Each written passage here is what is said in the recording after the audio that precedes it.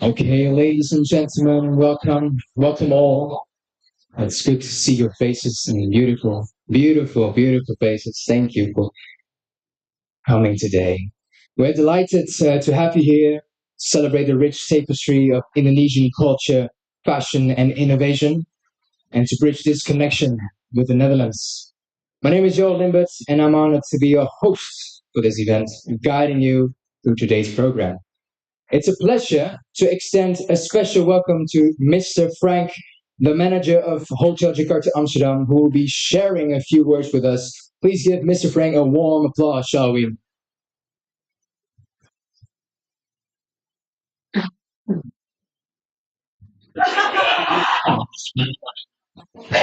No, you're the bodyguard.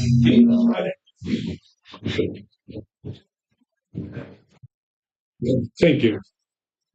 Um, First of all, yes, okay. Thank you all for joining us today. And a special welcome to the Ambassador of Indonesia in the Netherlands, His Excellency Mr. Mayavas, and the Ambassador of Suriname in the Netherlands, Mr. Kargi. We are all proud to have you here at our Indonesian heritage. This exact spot used to be the departure point for travelers and goods going to and coming from Indonesia, and today we celebrate these ties. As we just said, Barocqco has put together a fantastic event for you guys, combining fashion, art, culture, and of course sustainability. But no event is complete without proper food. So our chef Randy Rinaldi will treat you to a signature two worlds connected dishes, blending flavors from Indonesia and the Netherlands. We wish you all a fantastic afternoon and a great event. Thank you. Well done, Frank. Thank you very much for being here and to celebrate with us this marvelous event, even though you have not seen it, but it's going to be something amazing. We have a very tight program, and I really am pleased to see you all here. And let's start the show. Thank you very much, Mr. Frank and Mr. Eduardo. Let's give both of them a warm applause, shall we? Yeah. All right. All right. Additionally, we are privileged to have with us His Excellency Mr. Mayavas, the Indonesian ambassador to the Kingdom of the Netherlands. Thank you, Your Excellency, for joining us. If you would like to share a few words with us, we will be truly honored.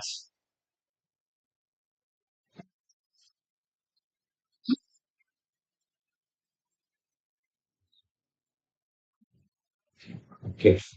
So no free dinner for me. Always. His Excellency Ryan Hardy, the Suriname ambassador to the Netherlands. I'm glad to meet you again. Esteemed guests, ladies and gentlemen. Selamat sore, selamat siang, good afternoon, everybody. At the outset, I wish to congratulate and to thanks Bapak Eduardo Lim and Ibu Imelda Lim from Barocqco and Mr. Frank Tuhusula representing the Hotel Jakarta, Lingga Yoni Nusantara, a cultural mission from Indonesia, and all prominent speakers and participating artists that have made special collaborative event possible. I commend the initiative of Barocqco and Hotel Jakarta to organize an event that aimed in bridging Indonesia and the Netherlands.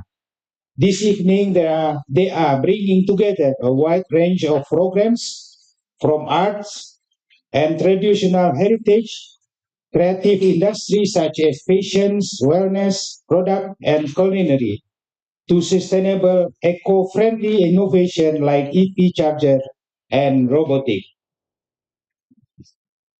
Friends, ladies and gentlemen, Indonesia, as you know, is a big and rich country. In terms of size and diversity, the archipelagos cover an area 46 times bigger than the Netherlands. We are the fourth biggest population in the world, with more than 1,300 ethnicities and 700 languages. Indonesia's true diversity reflects on cultural heritage, such as traditional dances, song, clothing, houses, dialects, local wisdom, and of course, food. As a big country, we are aware that cultural heritage is our asset, our strength to unite the nation. That is why the new government under President Prabowo has formed a new Ministry of Culture, signifying the importance role of culture as a soft power as well as the need to nurture and develop it because culture is not something fixed and static, but it is rather dynamic and ever changing. In short, event today, which coincide with Indonesia Heroes Day today, 10th of November, Hari Pahlawan, what we call, it's not merely to showcase the beautiful and vibrant cultural heritage of Indonesia. It also serves as a platform for enhancing mutual understanding and networking, which I believe will, will open door and avenues for future interactions and collaborations. On the last note, I hope you will enjoy the Indonesian cultural showcase, the dance, the music, the fashion show, and especially the unique culinary thread from Chef Randy of Hotel Jakarta, and take benefit from the presentation and networking with the outstanding speaker today. Thank you very much. Terima kasih.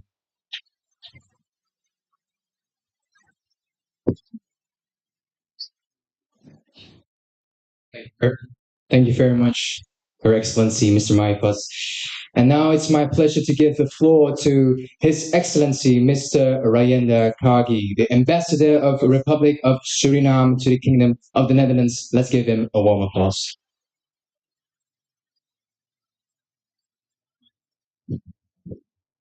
Mr. Ambassador, thank you very much. And distinguished guests, we are on a tight schedule, I understood, so I will keep it short and brief. I just wanted to highlight and emphasize the impact of Indonesia also on my country of Suriname. Most importantly, the Japanese community who came to Suriname many years ago. I'll not discuss any historical and political history on that, but the cultural aspect and the cultural impact of Indonesia is very much, could I say something? Yeah, yeah, is very much important.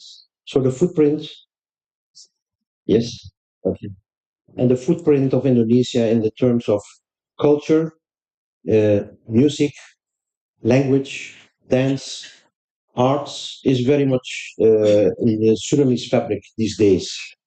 In Suriname, our cuisine is enriched by the Japanese cuisine, with including my favorite sauto and all the other foods that they brought with them.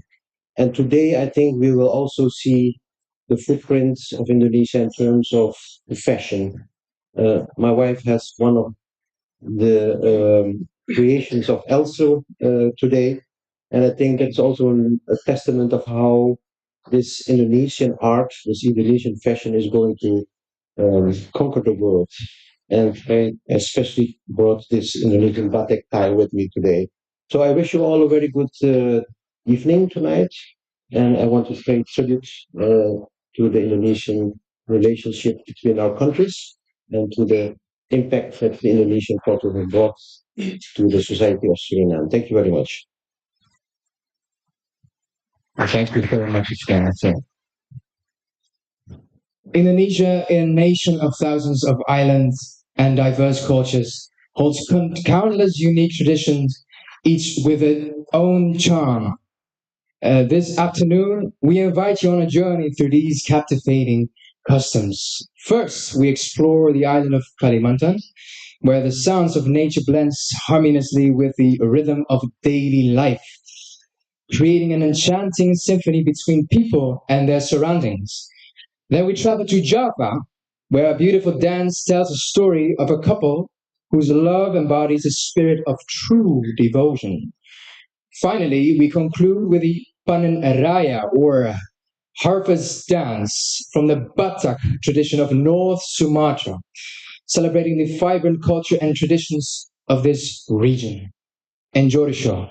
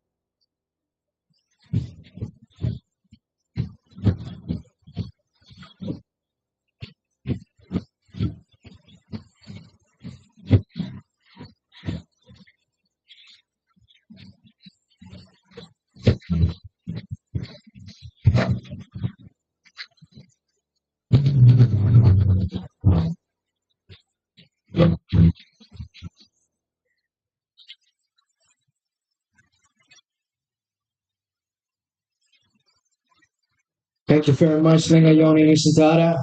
That was amazing. Now, please join me in welcoming Mr. Rob Hamming, a talented reporter, writer, and actor. Among his works is the novel Jodoh, and he's actively involved with Art in Motion, a foundation dedicated to building cultural bridges between Indonesia and the Netherlands. Let's welcome Mr. Rob to the stage, shall we?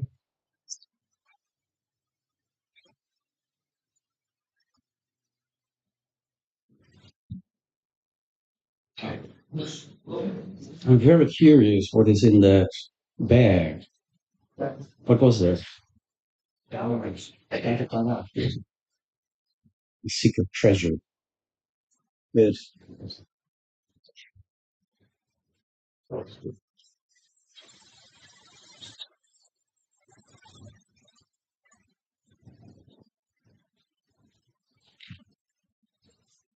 Selamat datang semua. That means welcome all.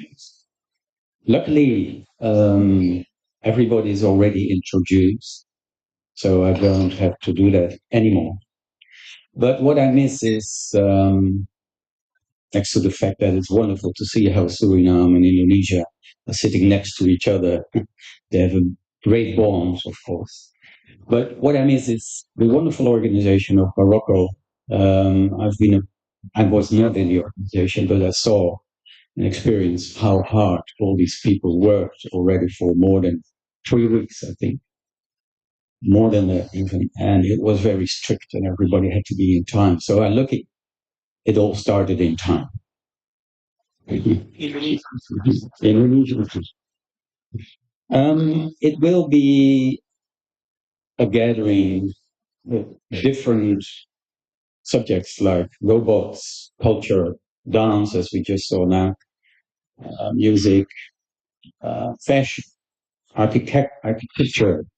And I was privileged to present a little bit to you all the new foundation we started last year. I had an idea how to connect Indonesia and Netherlands in a better way, although there are a lot of initiatives already. But this one I pitched at the embassy, your embassy, Mr. Marcos, and they were very enthusiastic. So they gave me a go, and then I could start all my ideas how to connect our countries, not only looking at the past, but especially looking at the future. We will start with a song from Anissa Reddy.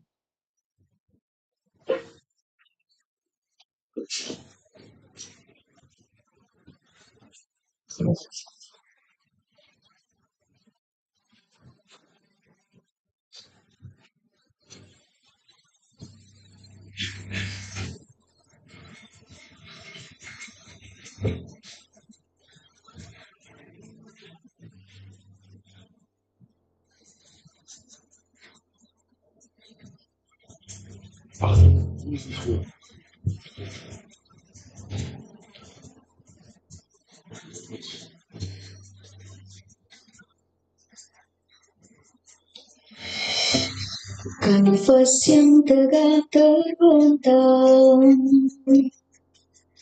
dihadapkan pada kuas yang terancam.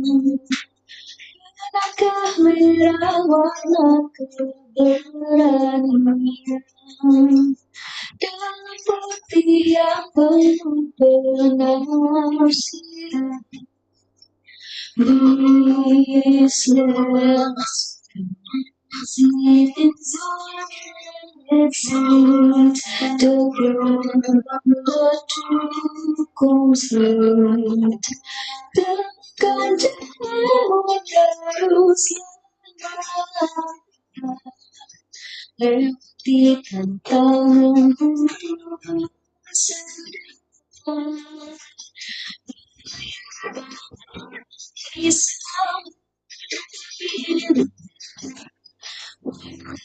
Dan indahkanlah yang dulu.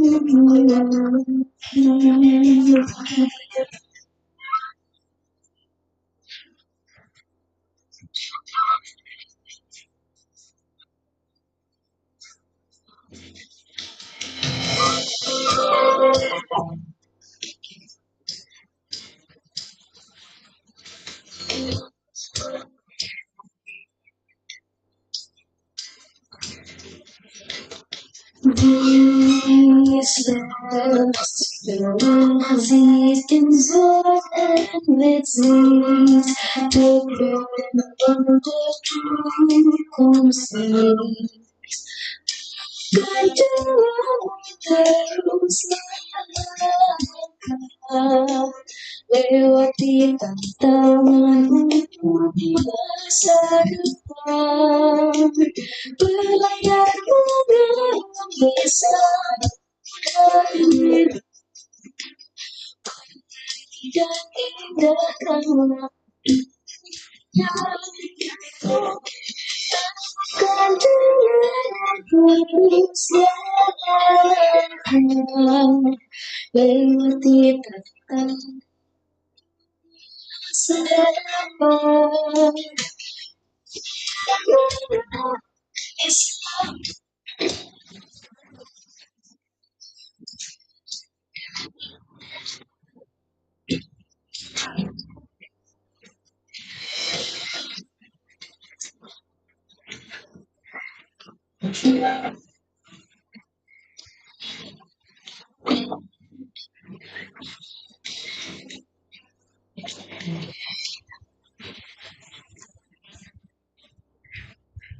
So this was the song Masa Depan, which means future. My microphone is singing, is that okay? I'll just walk a little bit forward. The song was based on a poem I wrote, and Anissa Reddy, about who I will tell you more later. She turned it into this song and she composed music. And then this song came. Here we are, Hotel Jakarta, the place where in the past a lot of people left from Holland to the east, and people came back from the east to Holland. I don't know if you noticed, but this building is a ship. I was standing there in the front, which is the front part of the ship, and I was looking forward over the eye, and I thought, it will take months before I get to Indonesia, Netherlands, India in those days. That must have been a journey. Now I only sent within a split of a second an email to Indonesia. So much happened in that time, and this building was demolished, and the group, Westport Group, built it back. You see Sawas over there if you have a look later on. The cabins, the rooms are more or less cabins of a ship. It's wonderfully done. As I said, I pitched the Art in Motion idea at the embassy, and then I got to just go for it. And I didn't know it would grow and grow all the time. So we started with a workshop in Bandung, where art students from Makassar and Aceh in Bandung came together in ISBI Bandung. And it was very intriguing to see, because the task they got is show in artwork how we can connect Holland and Indonesia through art, through culture, with a positive attitude and with a vision on the future. And I want to show you shortly a video on those days in Bambang.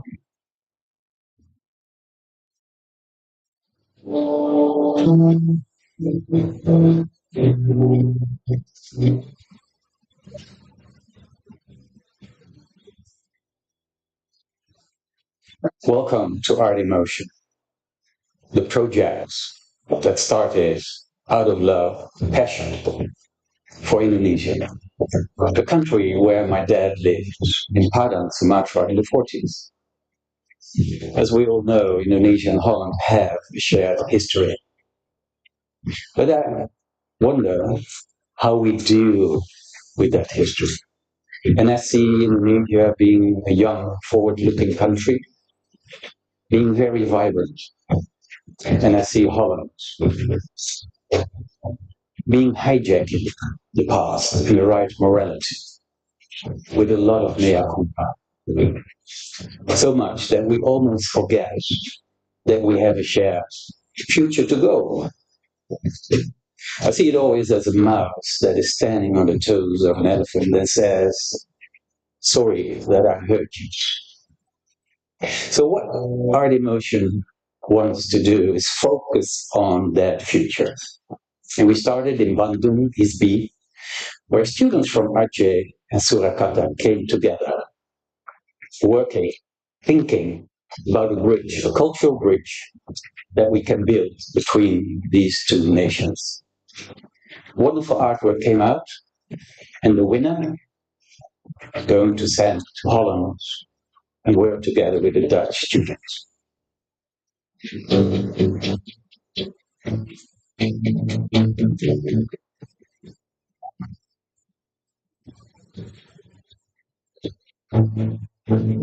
Nggak dikasih sama.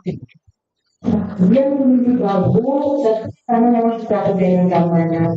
Yang kedua, yang tahu about kalung, one of traditional instrument made by from bamboo, so like small things, and I got so many knowledge and experience and insight, and that would be really beneficial to me, but not only for me. It's for my surrounding, the kids, the children, the family, so they can change their way to think. Like yang membuat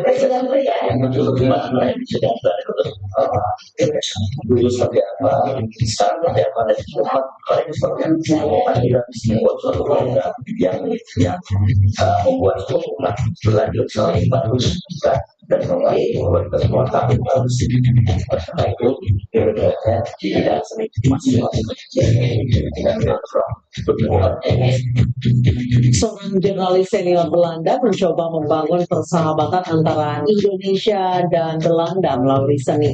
Between Indonesia and Holland is a strong one, and that to achieve that we need pillars, and the pillars are young art students. Yeah. Detik harunya karena selama 2 bulan ini kami benar-benar menghabiskan waktu untuk fokus ke karya. Untuk final, yang pertama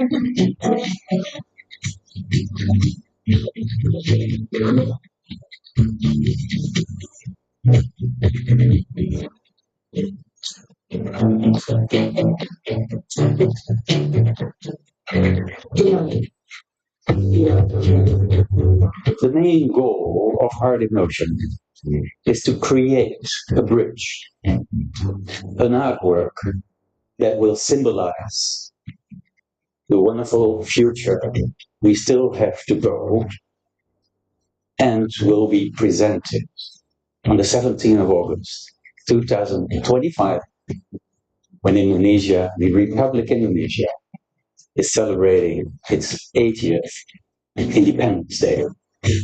Art is the right way to connect. You can say a lot in a gentle way.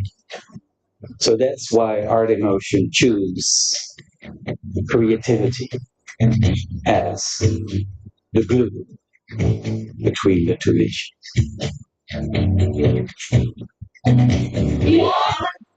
Oh, Art in Motion, come and join us in the future.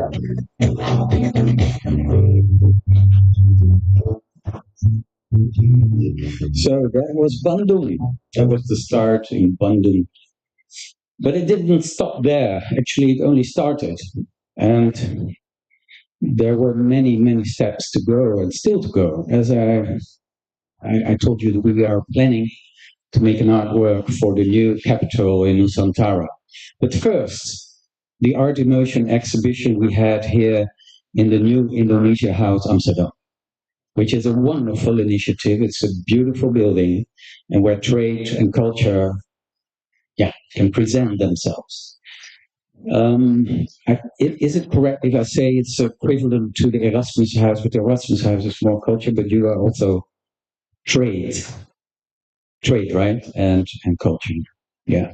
It's wonderfully renovated, and we had our exhibition there.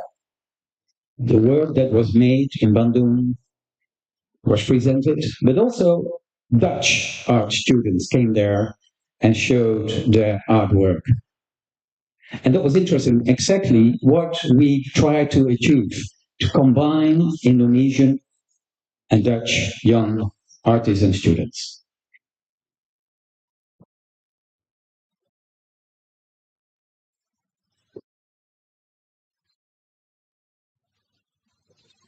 Okay, there should be a short video, but that's not working. It is.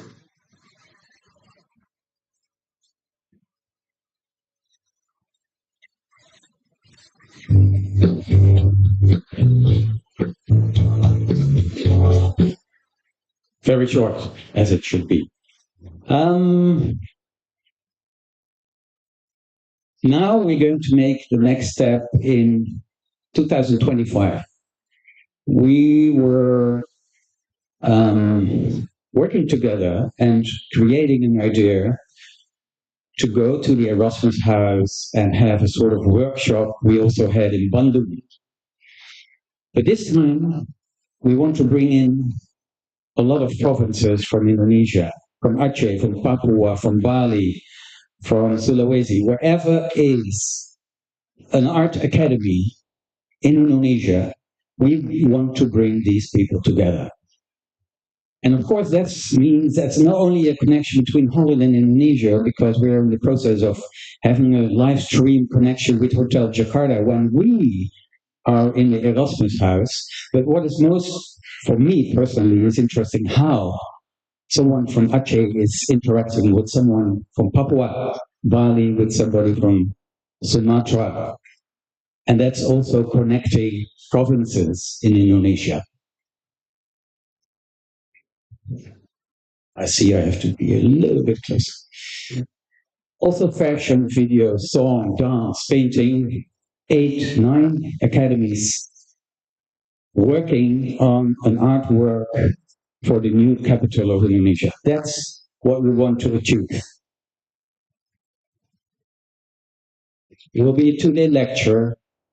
There will be a focus, a historical bridge. We will tap on the past, but working through the present, shaping a future. And students will encourage to ask and be inspired by the intertwining history. And they will work on an artwork. As I said, Jogja, Surakarta, Surabaya, Papua, all these academies are being lined up as we speak to come to Jakarta to the Erasmus Art. So, as you heard the song, and that was in the song of Anissa Reddy, those who look back into black and white don't see the colors of the future. Wie terugkijkt in zwart en wit, ziet de kleuren van de toekomst niet. And that was very nice to put that in the song, at least a Dutch line. And if any of you are interested with great ideas to help the foundation, with ideas, with maybe you have contacts, we're happy to achieve all those and then get connected with you all to make it bigger, more successful even, and turn this into a very strong bond between Indonesia and Netherlands, and maybe even Suriname, because art is in motion and we also have a relationship.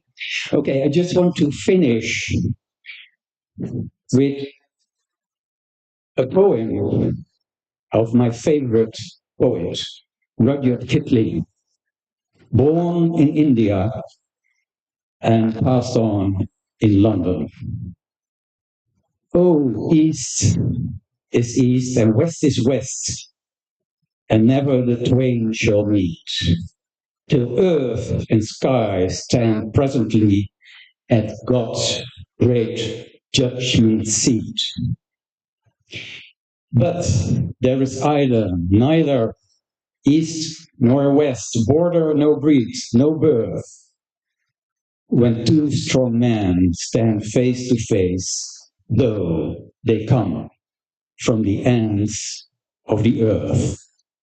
We're all one. Thank you so much.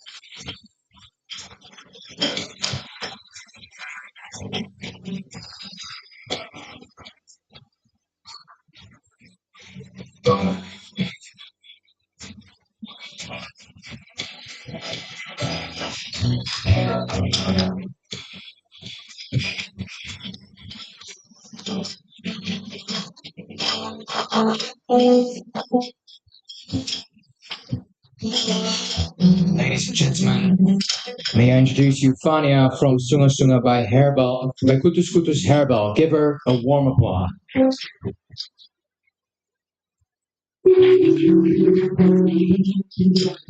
From the serene landscape of Bali, where nature and tradition exist in harmony, a remarkable oil was born.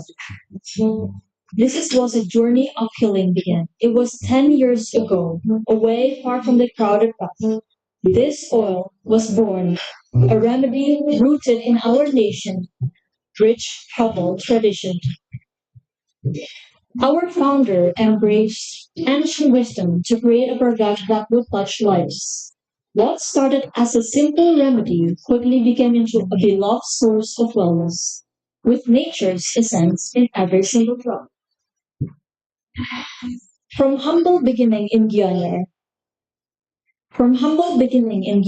this oil soon found its own way into homes across Bali and beyond, and people felt comfort in its touch, sensing the ancient magic of our heritage. Nature is our apothecary, offering remedies for lives. As part of nature, we believe that the answers lies within it. Also guided by the ancestral knowledge, our founder carefully blended natural ingredients into this oil until he found the perfect formula. Nature is truly extraordinary. Our bodies can heal by its own, and this oil simply unlocks that power, restoring the balance. And today, we strive to live in harmony with nature, fostering peace between body and mind, and we would like to invite you all to join this journey, a journey of natural healing and wellness. And also, we have a few words from our founder, Mr. Bambang Pranoto, and also Mrs. Rifa Efrianti.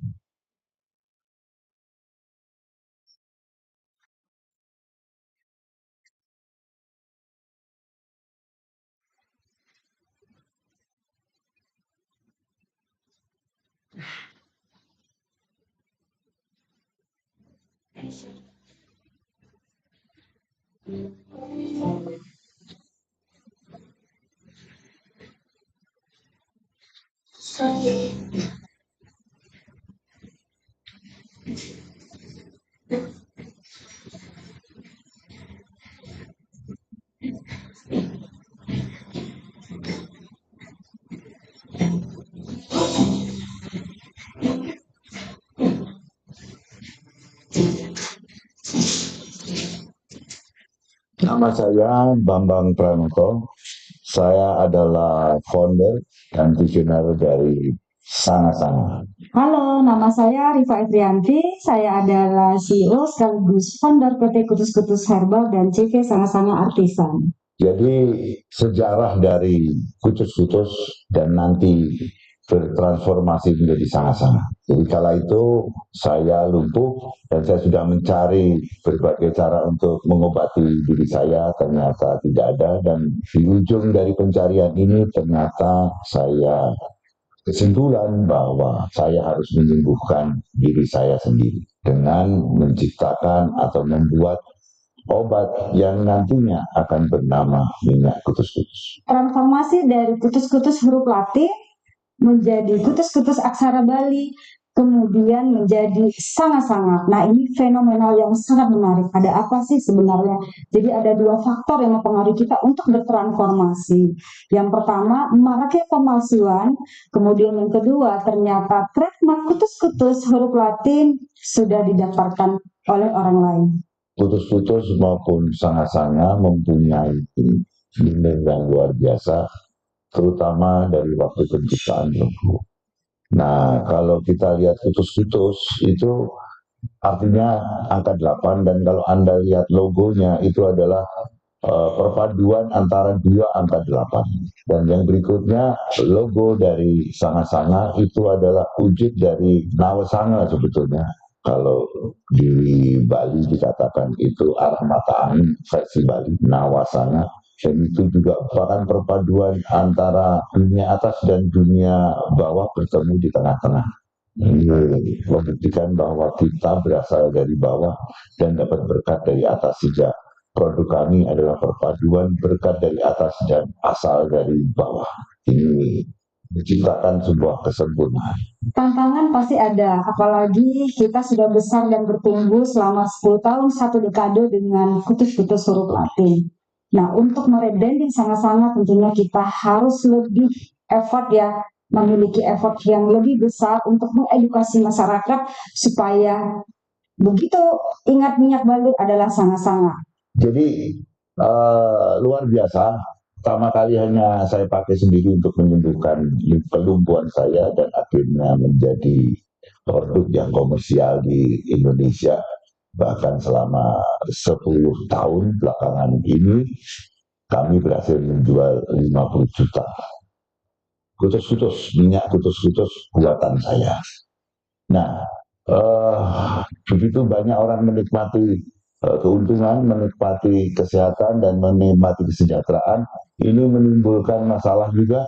Dan masalah ini akhirnya kita putuskan untuk kita rebranding dari kutus-kutus huruf Latin menjadi Sanga-Sanga. Ya, terima kasih.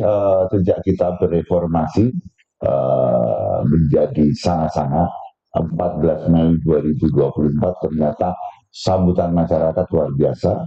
Bahkan saya banyak yang mendukung dari kalangan pengusaha, kalangan pers, dan teman-teman, bahwa gerakan atau movement kita dari kutus-kutus secara Latin menjadi Sanga-Sanga itu merupakan keberanian seorang pengusaha di masa sekarang.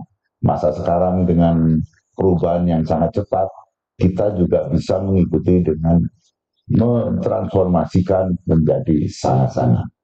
Dan beberapa waktu ini kami berkeliling ke beberapa kota dan tanggapannya ternyata sangat positif. Untuk itu memang Sanga-Sanga sing ada lawan. Sanga-Sanga adalah solusi kesehatanmu, Sanga-Sanga sing ada lawan. Sanga-Sanga sing ada lawan. So that was our founder, Pak Bambang, and also Bu Rifa. Now, as we all here gather to celebrate our heritage, we are delighted to bring this legacy of natural healing into this meaningful collaboration. If you question us why we choose the Netherlands, it is simple. It's because that we believe this country embodies a deep respect for harmony with nature and holistic wellness, making it the perfect home for us. We're not just offering oils and soap, but we are sharing a piece of Bali spirit, a connection to natural healing that transcends borders and cultures. Our journey from Bali to Amsterdam is more than about expansion. It's about building a bridge of wellness that rooted in respect for our nature. And now, here, Sanga-Sanga resonates with its promise of authenticity and holistic well-being, which also reflects our commitment. Would like to invite you all to join this journey to connecting with traditions, innovation, and also fostering the sustainability. But it is our time and responsibility to preserve our heritage, right? So we cannot do this alone. We need a shared vision and also collaboration. And we also would like to present a gift from us to our special guest, Mr. Ambassador of Indonesia, His Excellency Mr. Mayervas. Yeah. Thank you so much. And also we have another one for Ambassador of Suriname, His Excellency Mr. Ryan Rekarki.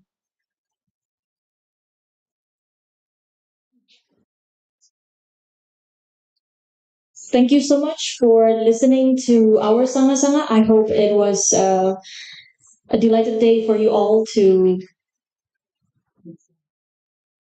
yeah. And this is our Sanga-Sanga product. I hope you all see in your goodie bags. The land, the nation where we grew up. So many colors that live together in peace. With a million timeless treasures. With an abundance of natural wealth. Indonesia is not just wonderful. Indonesia is a wonderland.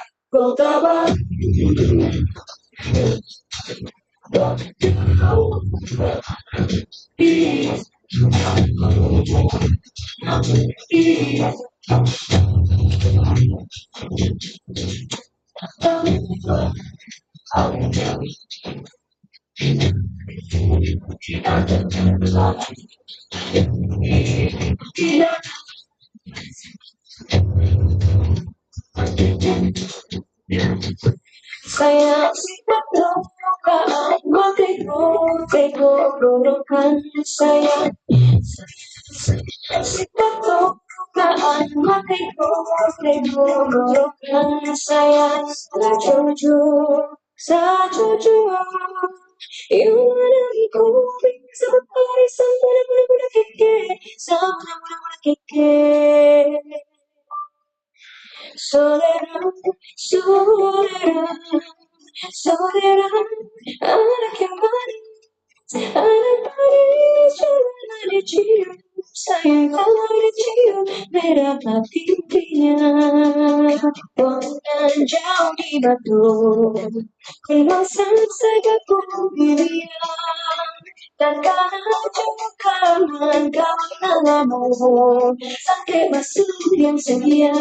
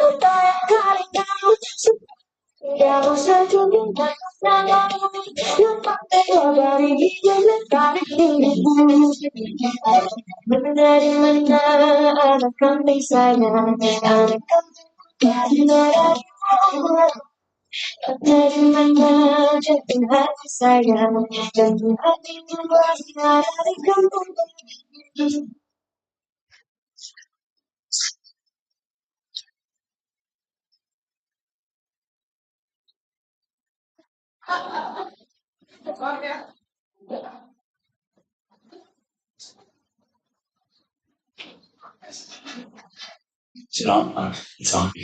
All right, ladies and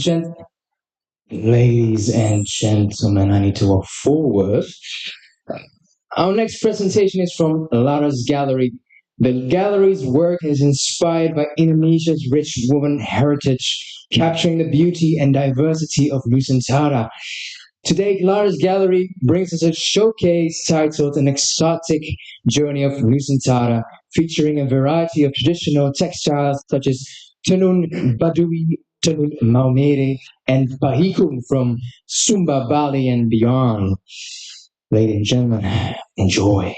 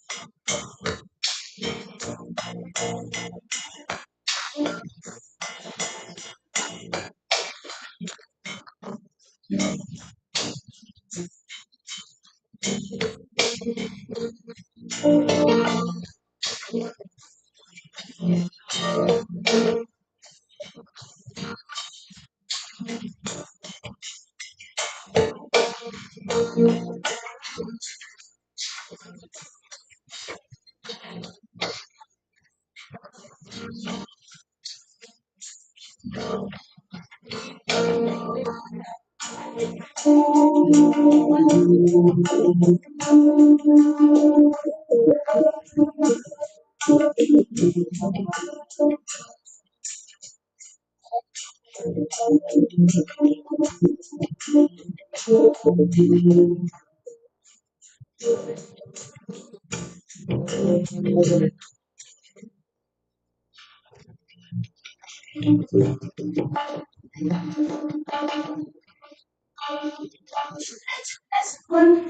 yang tinggalkan tiba ketipan kerja kagam belera lera sapan gulir dele akesip dipanggil lek pada sip panggil lek pada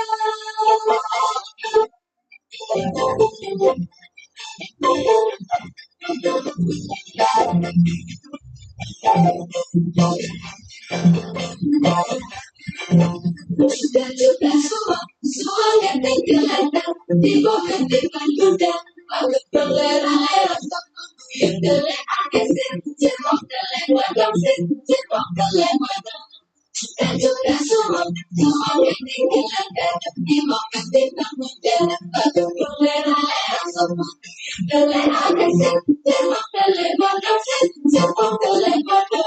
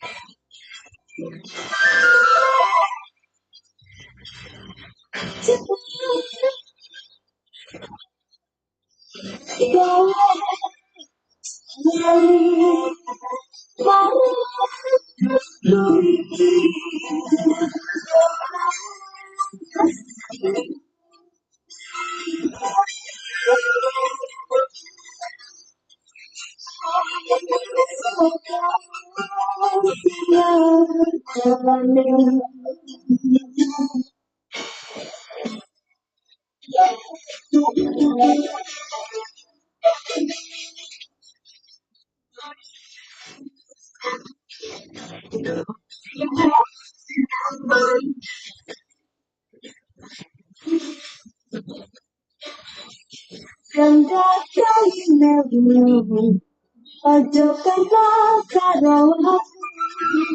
Lelana mati tiga, kata orang malas sendiri. Aku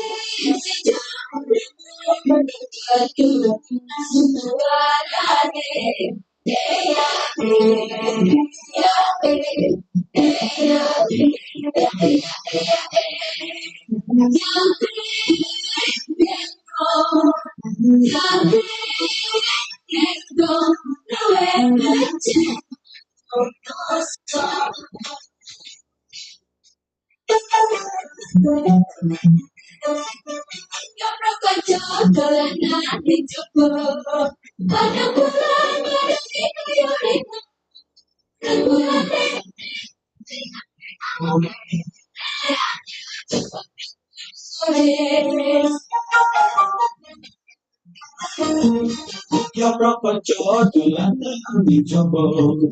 Banyak pulang padang itu yo kino. Yang pulang deh sing awet awe. Ele ape ojo pot itu sore.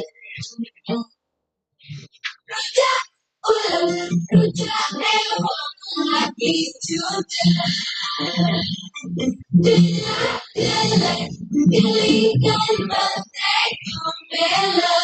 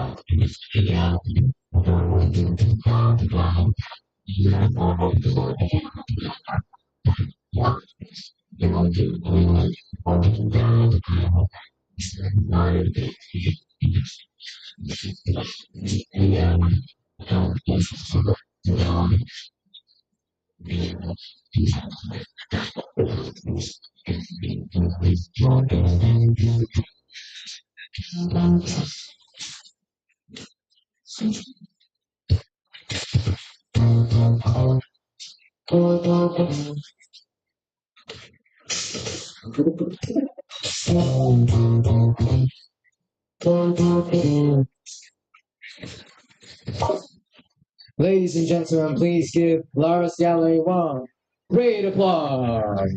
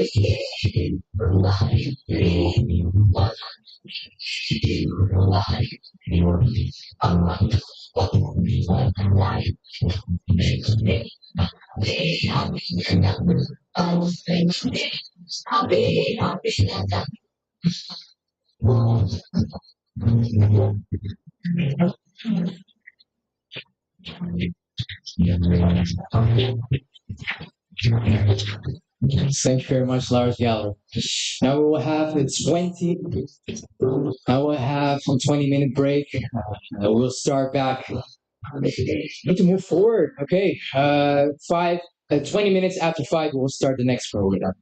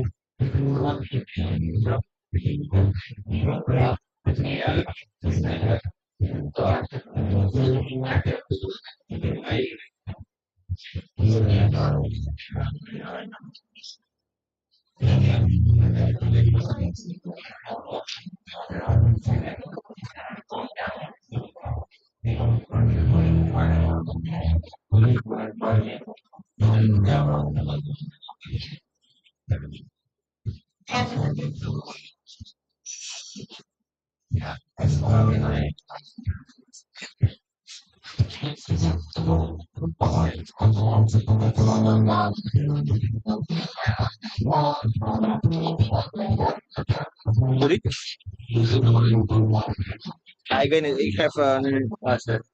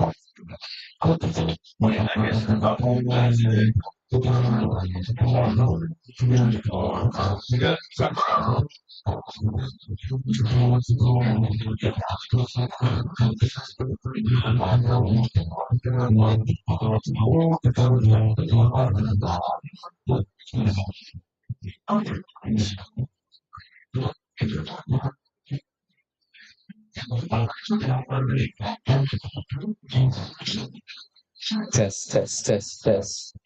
Test, and test, test, test, test. Test, test, test. One more time, test. Nee, niks aan de hand, toe. Hi, test, test. Testing 1, 2, 1, 2.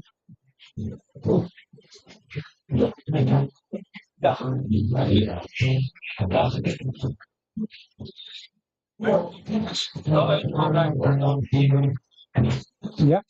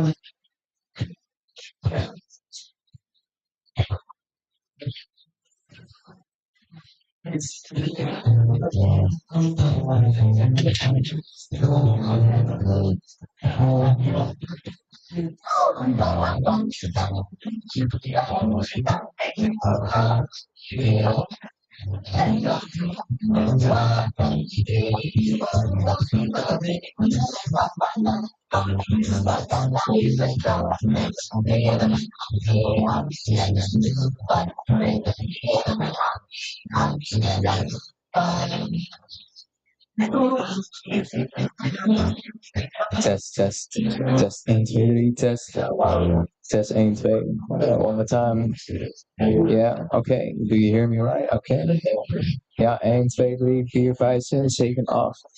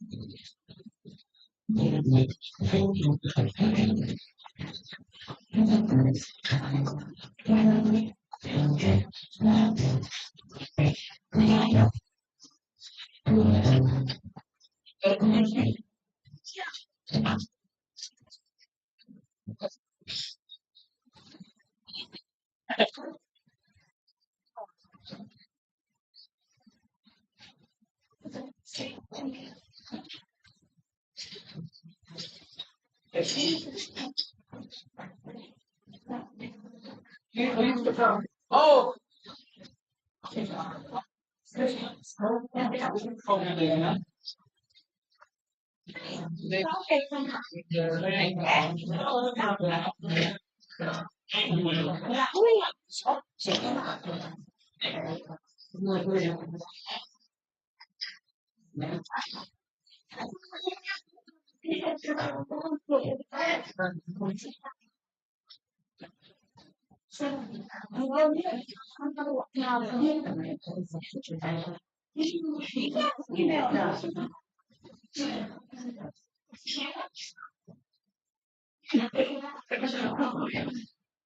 Mensen mensen wel weer bij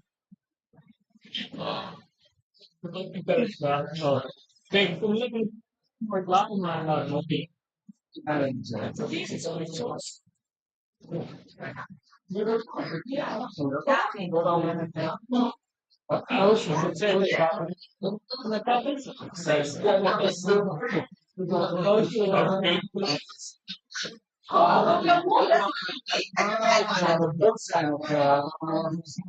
Oh ja, jullie van samen. Ja.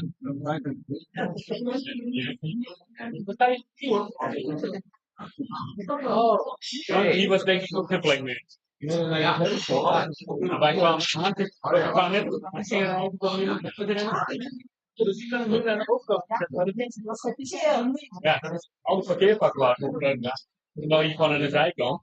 Ja, met mij meteen achter mij ook iemand en nog iemand. Ik denk, nou, zo wel.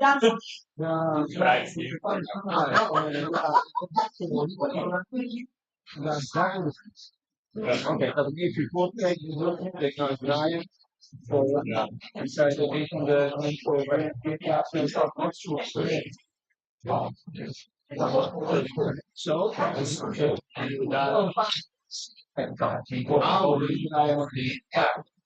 Ik vond het wel leuk van de dat was dat is niet zo leuk.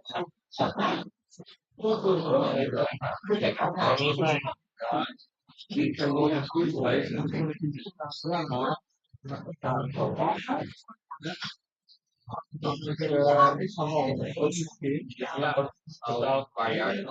Want hier zegt dit of is het? Dat is vandaag.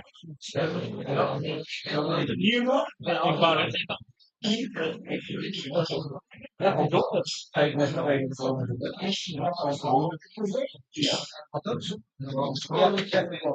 je even uitkijken. Dus, eerst ging het alleen nog weer. Nee. En nu doen we het van ja.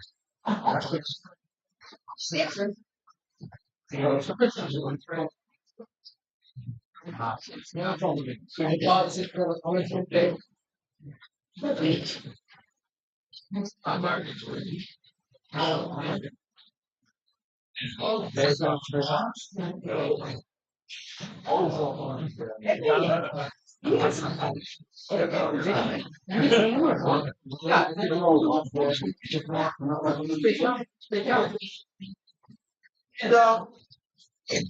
ik heb begrepen dat jullie nog willen. Nou, we hebben begrepen. Zwarte boot pak aan. Nee, mag mooi. Dat is ook. Ja. En is maak ik goed. Wat is dat?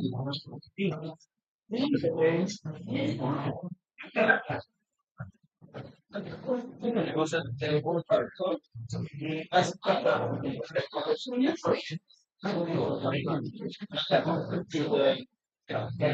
say yeah. Maar vind ik geen geheim met waar je niet Nederlandse een beetje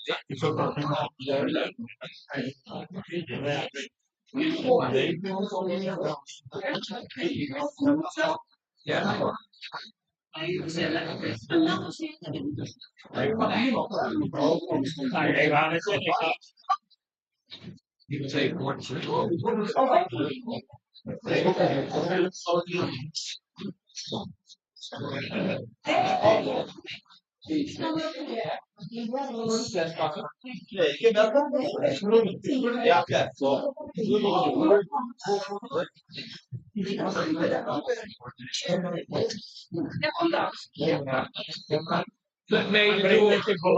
Mede door. Mede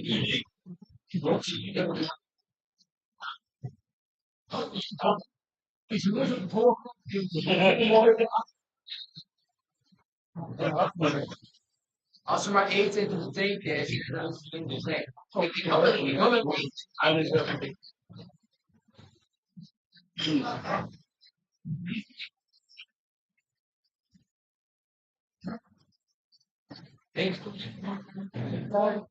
Is het wel mooi zo?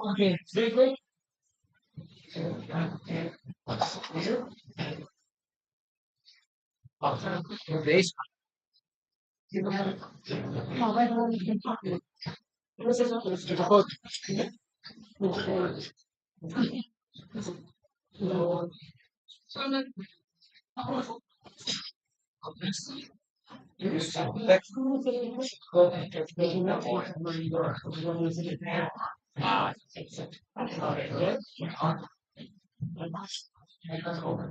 Wow.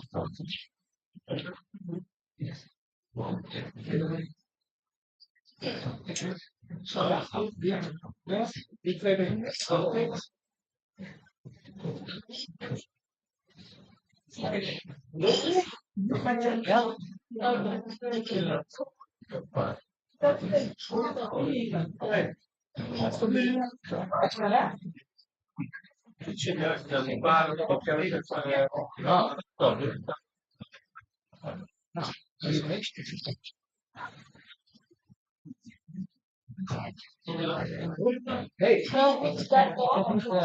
15 is er meteen.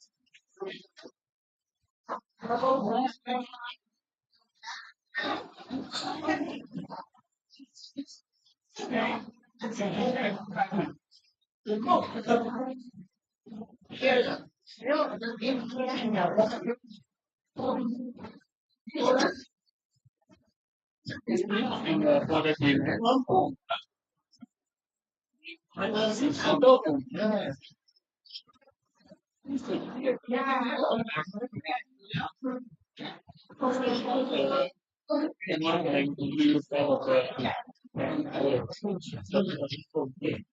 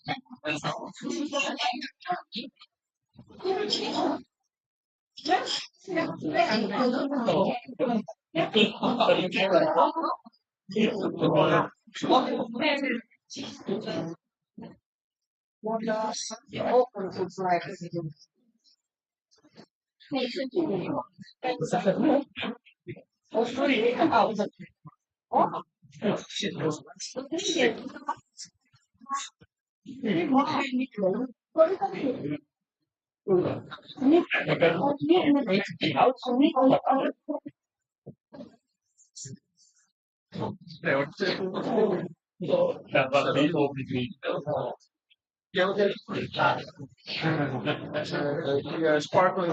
Ja,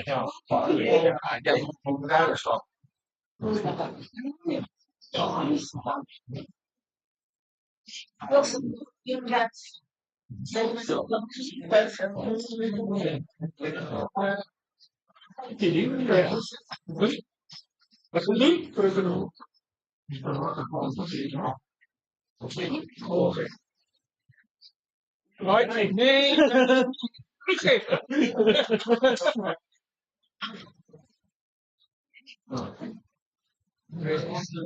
Rustig en studeren. Sabrina. Ja, die maakt studeren. Leiden. Ja, bij mij dan was het bij mij zou het niet. Ja. Ja. Dan nog steeds in Nederland? Nee, is het niet. Is eigenlijk zelfs zo zijn ze even ja. We hebben een lunchwee.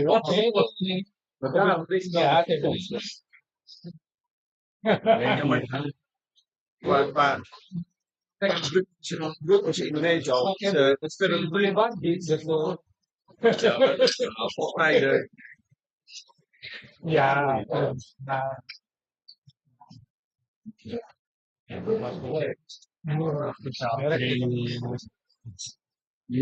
dat doe je wel.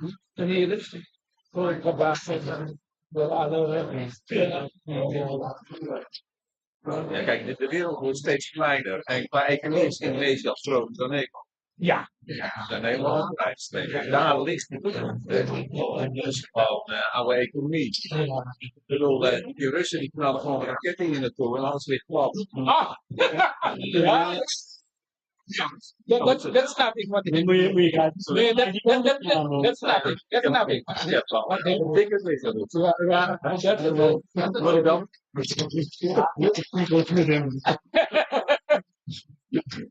Ja, ik snap het.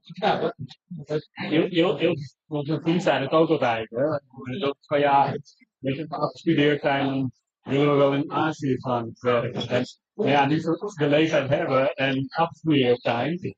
Nou, Ilse die blijft wel lekker in Nederland. Ja. Dat is ook een... Nee, we kan niet precies. Dat is niet wat voor te wagen. Die jongens misschien nog wel. Die zitten wel aan het begin hier. En dan is het wel op een gegeven moment wil ze wel die kant. Ja, dat is eerlijk.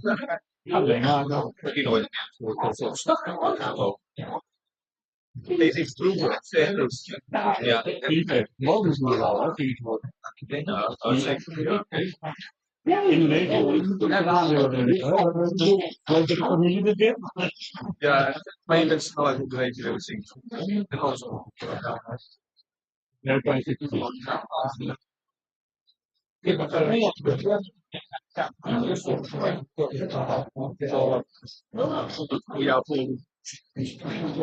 ik moet nog een beetje dat ze wel daar gaan zitten, ja. Dus een paar maanden op zoek. Als ik het net even niet had, had ik even naar de maand wonen, dat is allemaal helemaal niet. Wij kunnen het wel voor de kinderen. Heerlijk.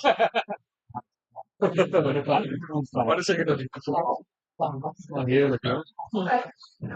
Ik zie het wel, het hun leven in de toekomst. Ja, zoals het klapje van elkaar. Ja, zie je wel.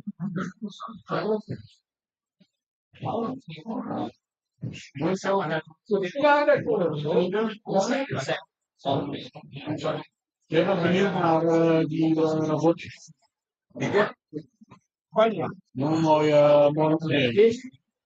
Ik ben benieuwd wat is dat misschien een beetje water onder de wind. Ja, dat hebben we nog niet bij de marine daar.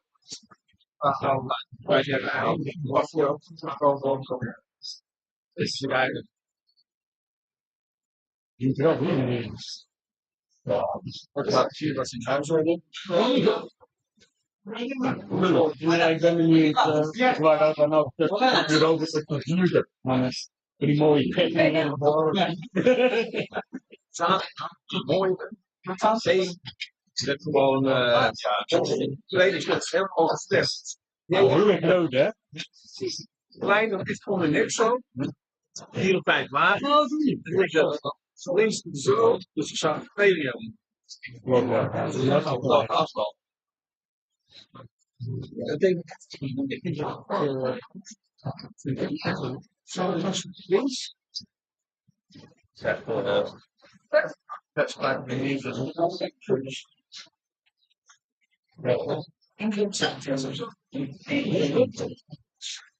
Ik had ook wel een beetje iets van zo laat wie het model hebben. Maar sommige weet je, ik ben geen pers in het e-mail, maar neem ik even in mijn kracht. Weet je, speciale kleine. Ja, dat van voren flink.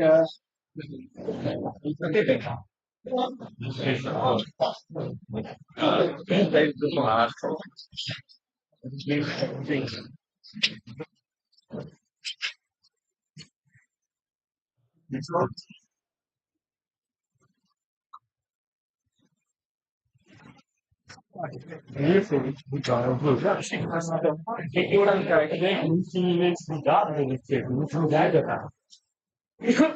Ja, maar net met de modeshow, weet je. Ja, dat is niet dan ook hier de camera's over. Maar ja, je hebt meer daar bovenmee en dan. Ja, dat is natuurlijk gecorrigeerd hoor. Ik bedoel, dat is niet zo ruimte. Ja, meer. Maar ook denk ik ook op de hoofd in hoofd. Nee, zo ook. Nee, dat is ook altijd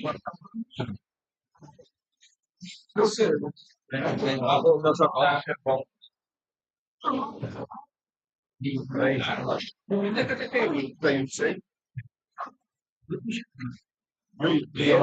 moeilijk zouden kunnen zetten. Wat we de testen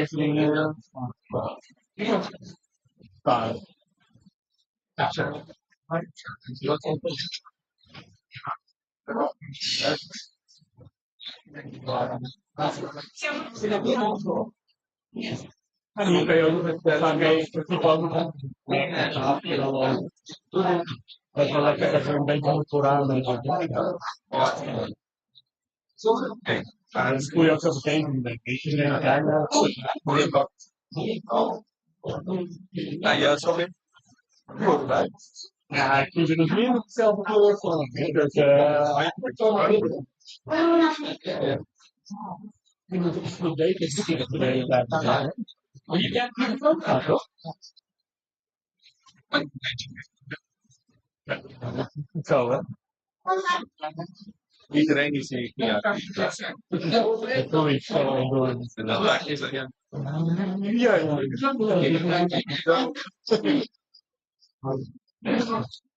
Gaan worden. Het is wel een afbreking. Oh, is niet bezig. Ja.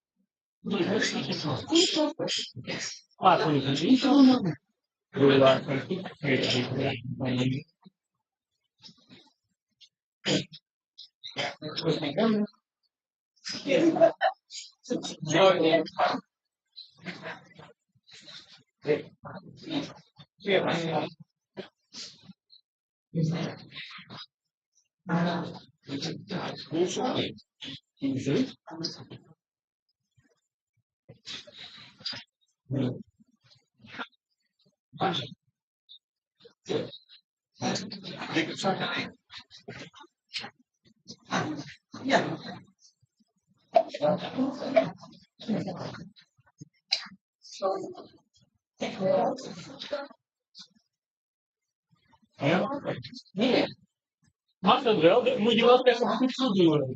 Dat mag wel. Ja, weet ik wel.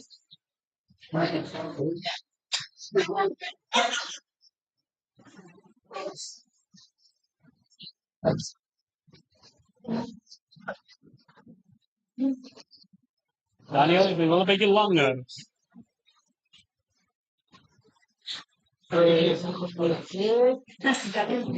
Nog een keertje. En nog een keertje. Heel goed. Ja. Oh ja.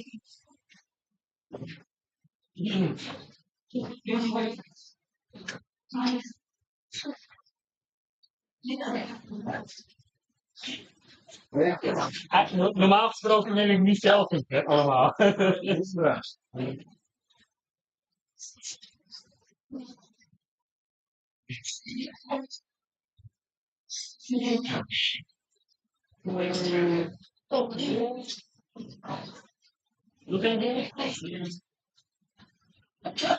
Eentje de laatste. Ja.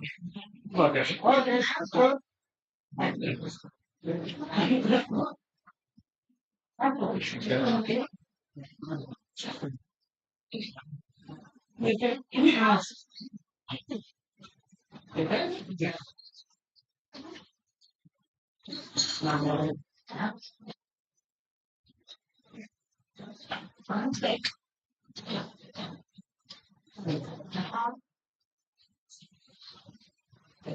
Ja, goed. Nee, en kom maar.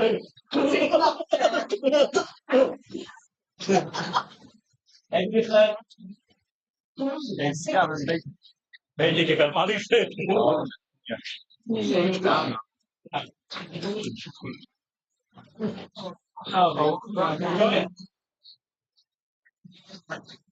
Spieren. Ja, zeker. Nou, dan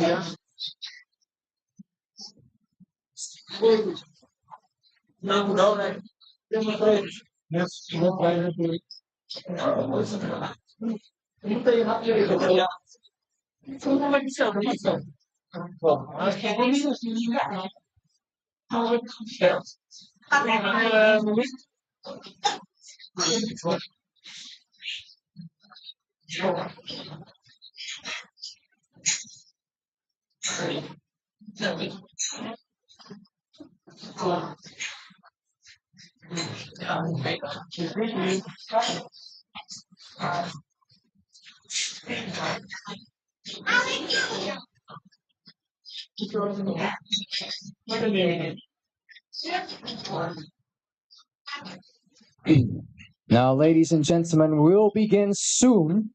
So, if you may, please be seated for the next program.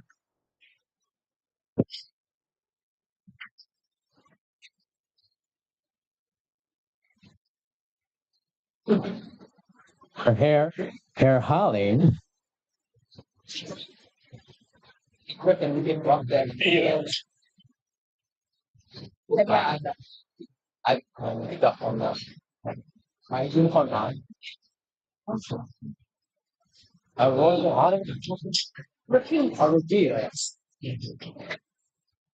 Ladies and gentlemen, yes, if we can go back to our seats and be seated. I know you're all hungry and you want to drink or make photos. Yeah. Oh, no, no. Good.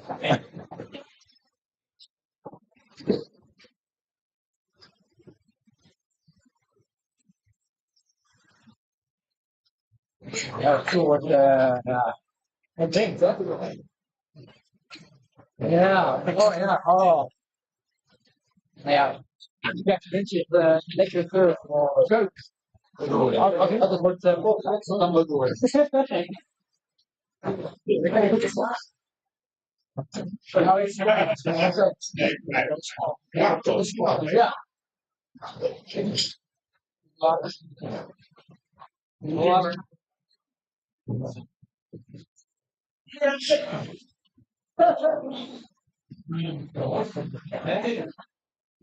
Hey.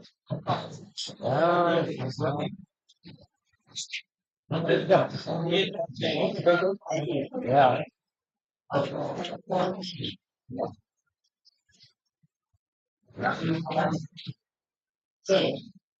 Zijn bijna. Hoe bouw je?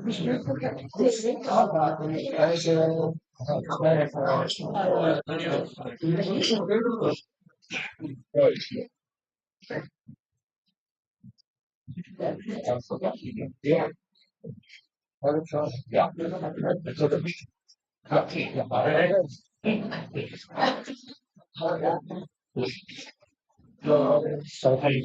Yeah, okay.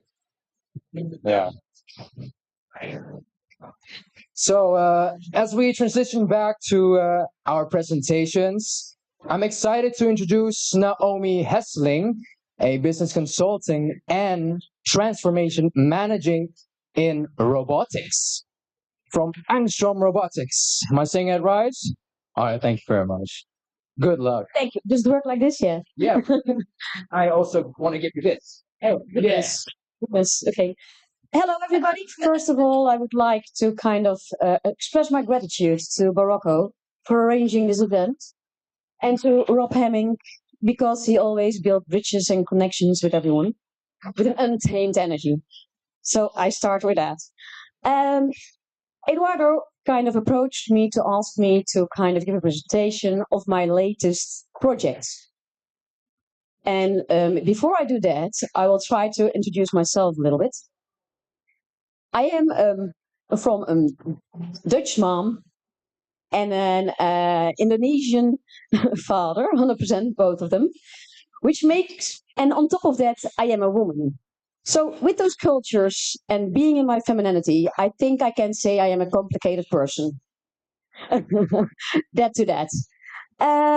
But nevertheless, due to the fact that I'm raised in two different cultures, I choose the profession as transformation management to bring cultures together in either IT applications which need to be implemented or merger and acquisitions where companies get together and where the DNA of a company needs to be changed.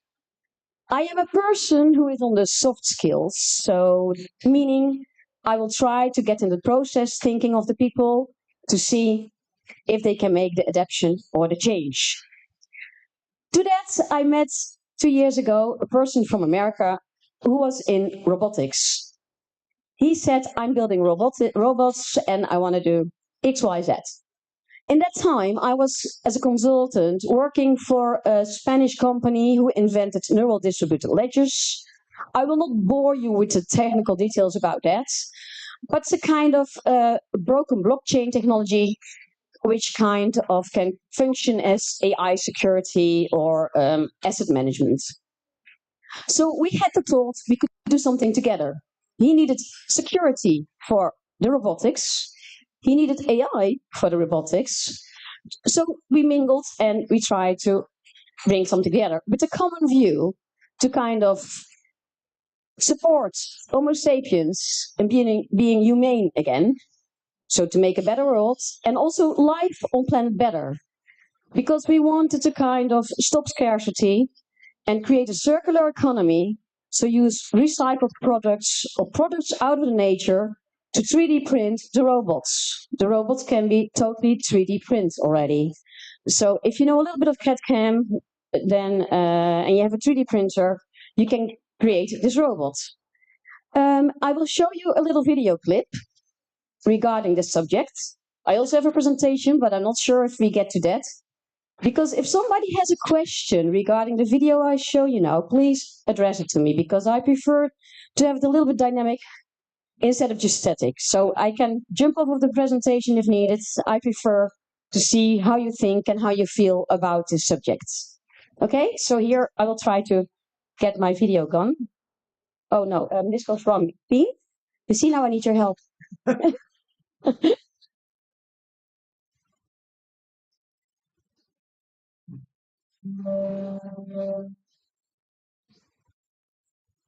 We live in a perplexing world. On the left hand, we hear complaints about inequality and the shrinking middle class. On the right hand, we hear complaints about big government and the overregulated business environment. Every policy has its winners and losers because there's scarcity of the things that matter most. The solution is to let everyone own the means of production, the actual factory to make the things you want. So we're creating a versatile robot animated by an FPGA supercomputer whose mission is to give each person a comfortable lifestyle. It's small enough for a desktop, big enough to make human-sized stuff, sophisticated enough to process complex tasks, and efficient to keep energy usage low. It will employ the building processes of additive manufacturing, think 3D printing, subtractive manufacturing, think drilling and milling, pick and place, think parts assembly, and collaboration with humans and multiple robots, with more to come. An automatic tool changer lets multiple process jobs proceed without intervention. Complex to be sure, but our resourceful software will teach you how to design and run jobs that make what you want. Software and hardware designs are open source. The community we're building shares creativity from all so that each can take advantage of the collective wisdom. We keep costs low by using our robot to help build more copies of itself so that ultimately anyone will be able to afford one. This is a big task, but we've already got the core pieces in place. We have a precise 5-axis robot named Dexter that can bring a wide variety of tools to the job, and a help-infused JavaScript development environment so that you can write the instructions to make almost anything. What's missing is your support and creativity to expand the tool set, design the robot jobs, and your creative ideas to enhance Dexter's team. Join us to solve scarcity for everyone.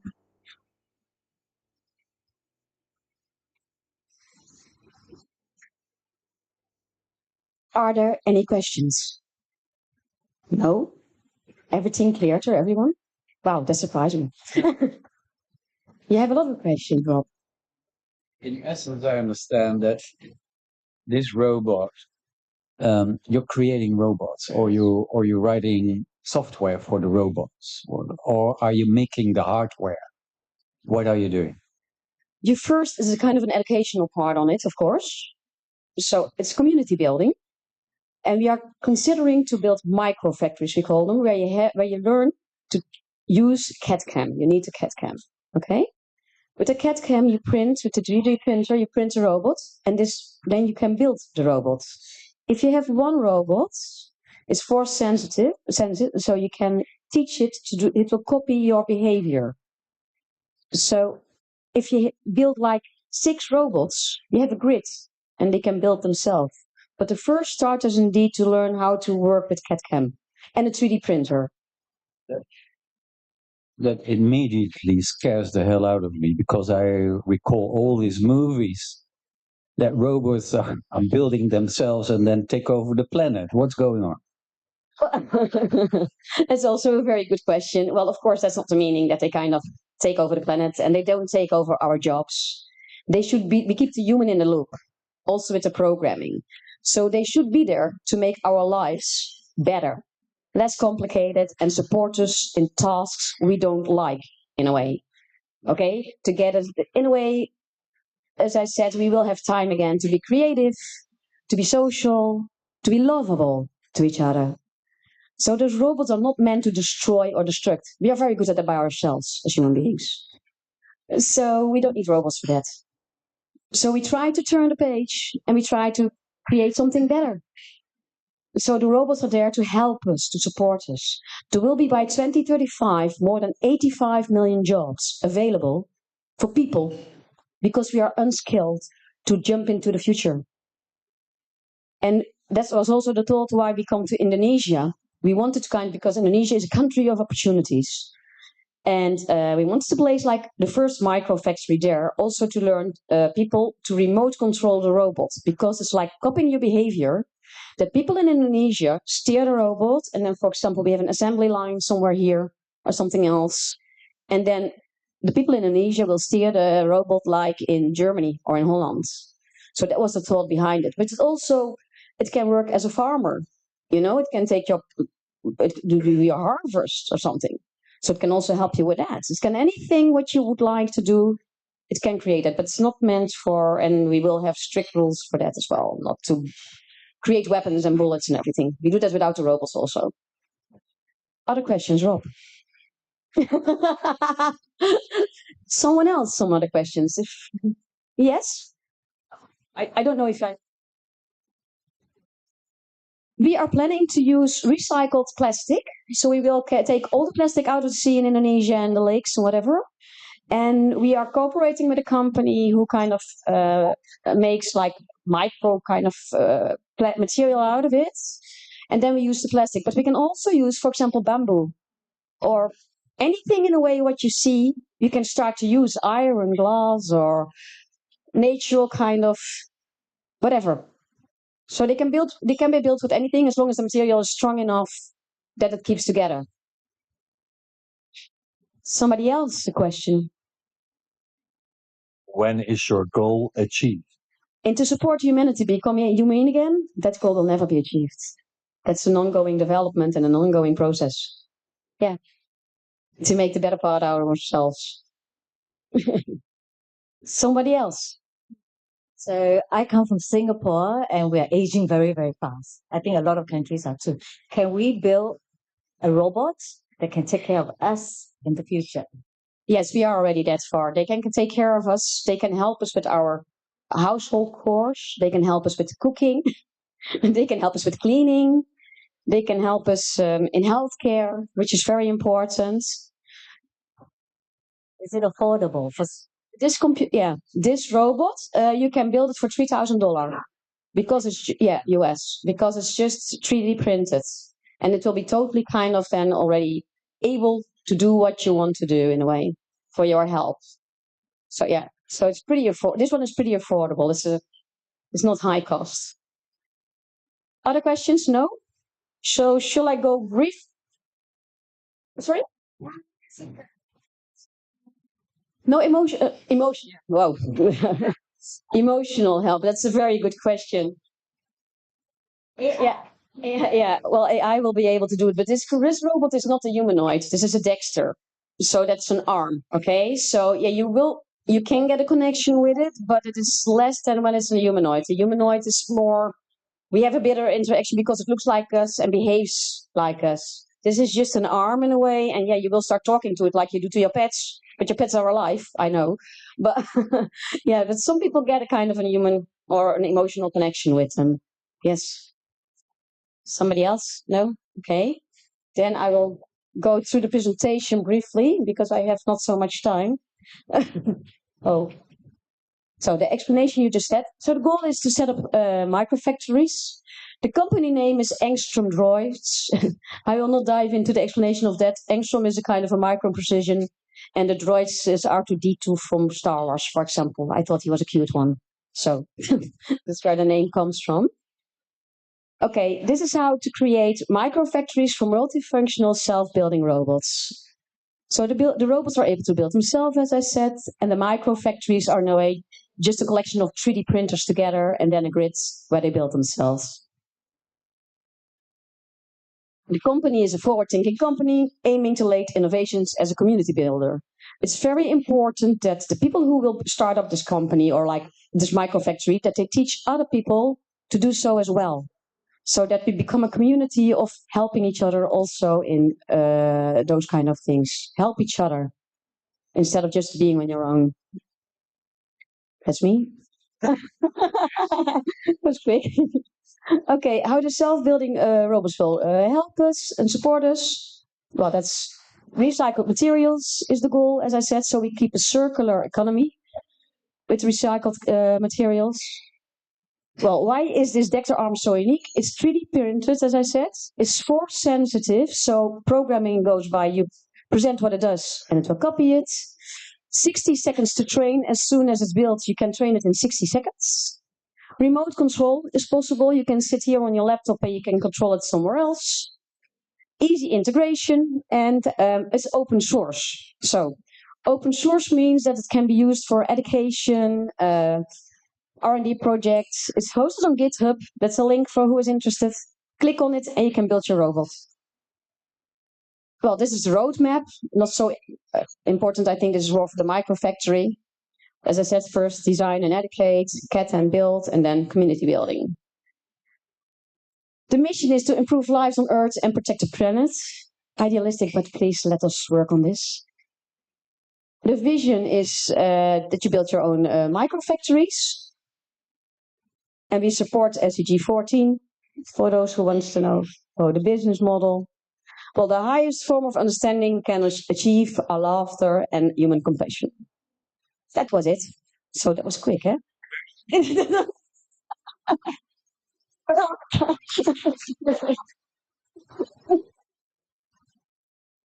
Well, thank you very much, Naomi, for the fast and but clear information about robots. Thank you, thank you. Continuing with our lineup, we have the talented artist Jim Burks will take us on a journey through his artistic process and inspirations behind his work. Let's welcome Jim to the stage.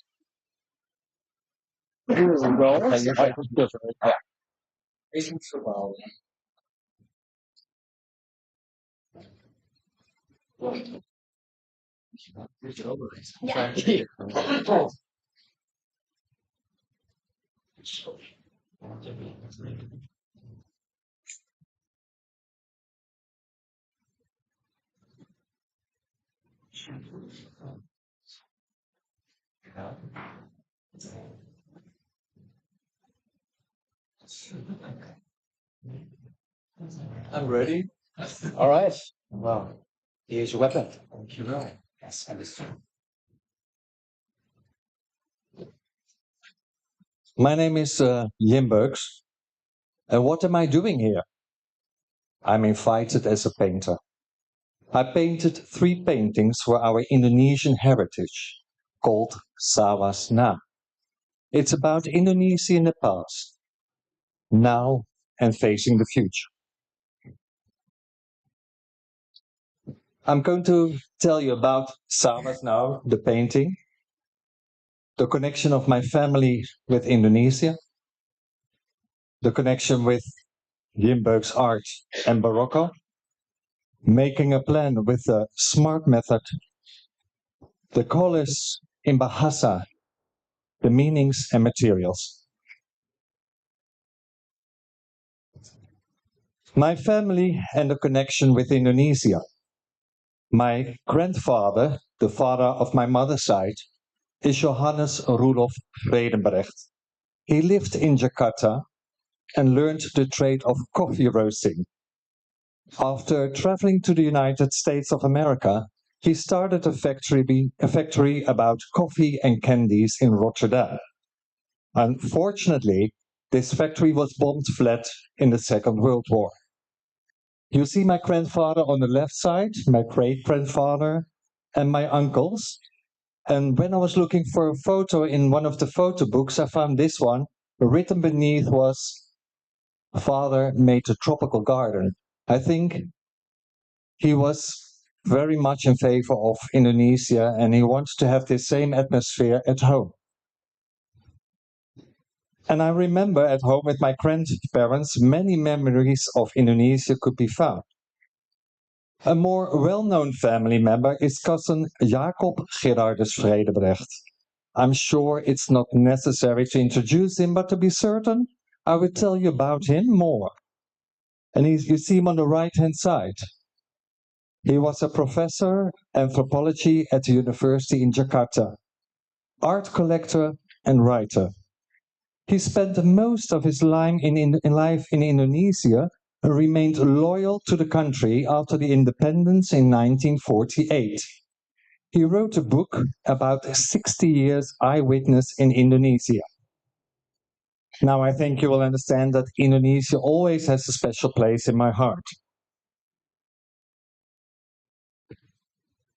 I would like to tell you now about my connection with Ed and Imelda.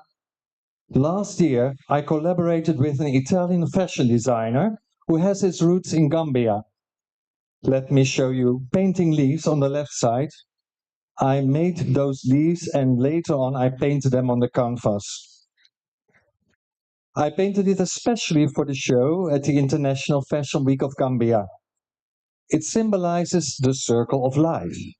And also I painted the leaves for the dress which was shown during the show.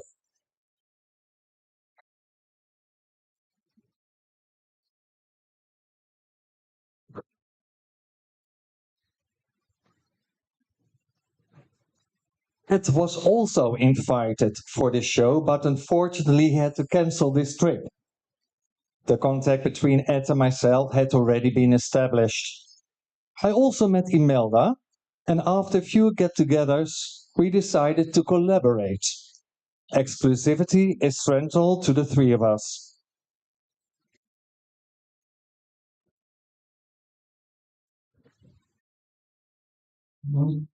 I have to take my classes now because this is very difficult. I'm making a plan when I work. I would like to take you into my world of painting and show you how I work. Art is a journey. Traveling is an outside world, but there's always a journey from within. It's an adventure. It's an urge to discover. And this also includes making contact. I always make a plan in advance, and that plan provides a foothold and a direction for me.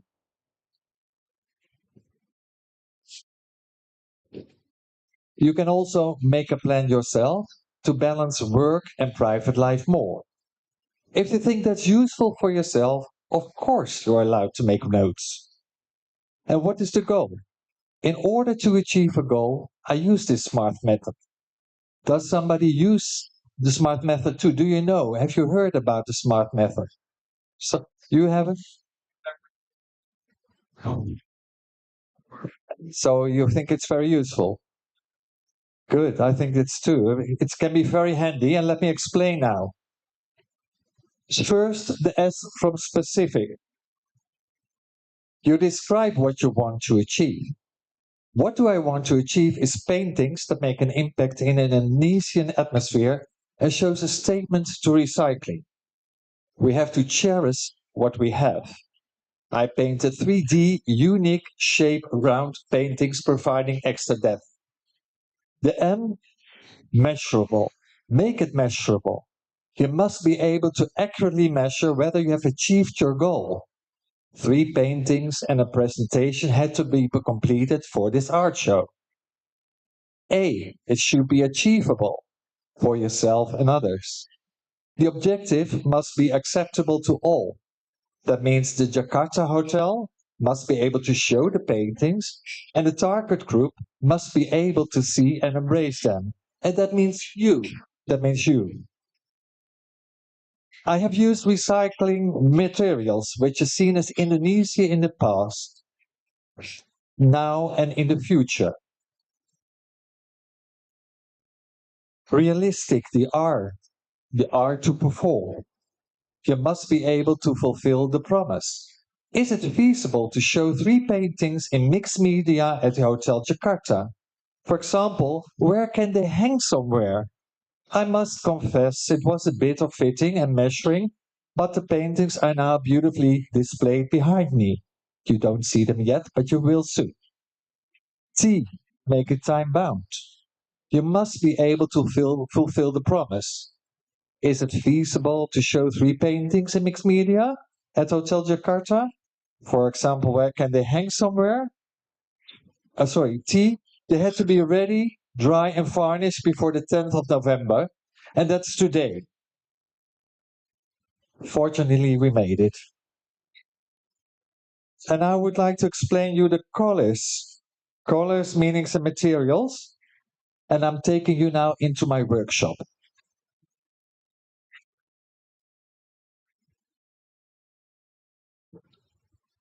Oh, what's going on, dudes?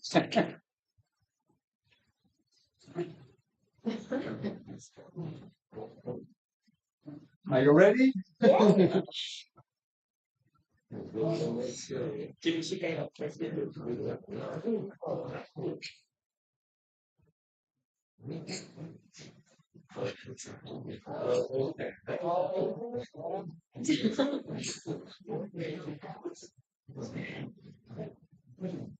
You see here all the colors I used.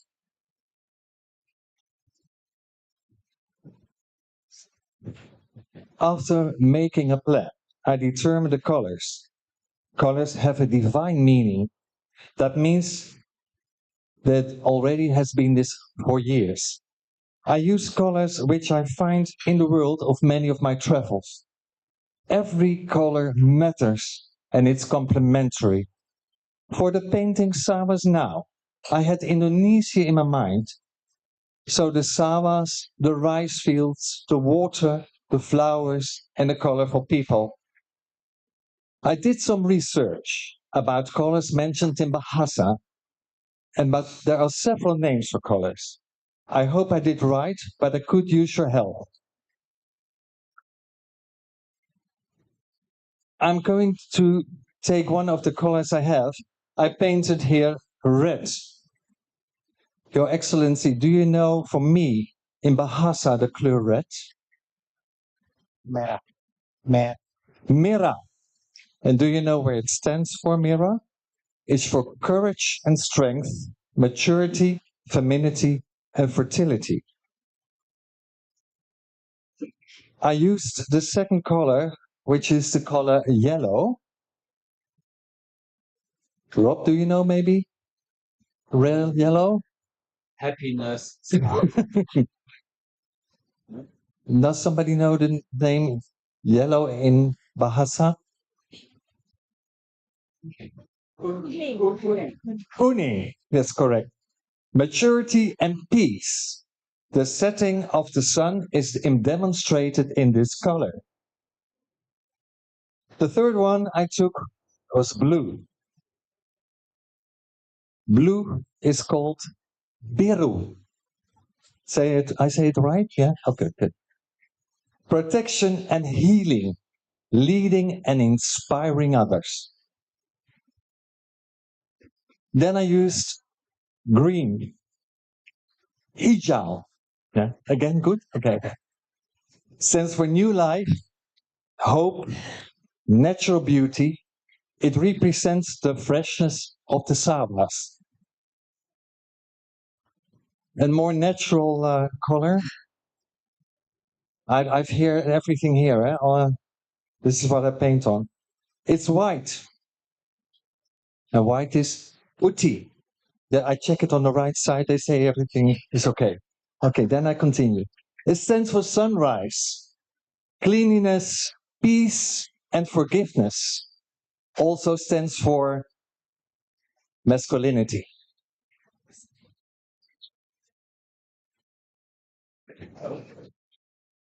I have orange here, and this is in Dutch, we can say oranje, we can say oranje. Symbolizes the growth that is coming to an end. We're nearly there. I've purple here, purple, and that's what I'm not sure. They say om. Stands for trust, reflection, inspiration, and spiritual strength. And last but not least, it's gold. Gold. Over here, gold. It stands for pureness, purity, and cleanness, and it's called emas. Emas. Again, right. Thank you. Terima kasih. Thank you. So now you know what I felt to make the paintings.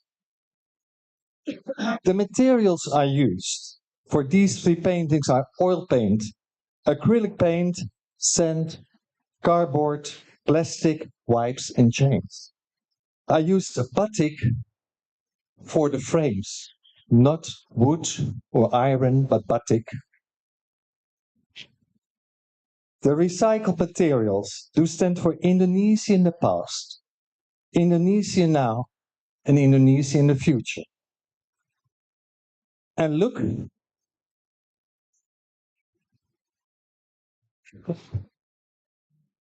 here they are, all 3. I wanted to bring art and nature together. Those are 2 different things, but both shows the same enormous intensity. Now, right now, I will turn the paintings and sign them, which means they are ready.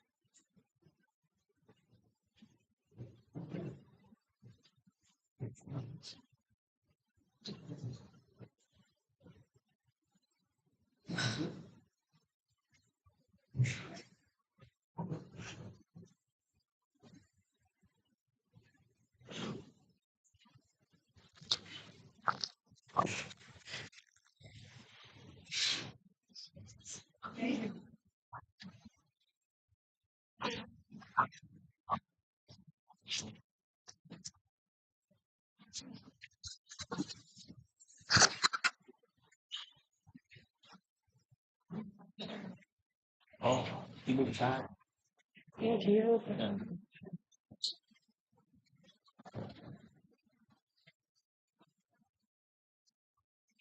Thank you very much. Dank u wel. Terima kasih.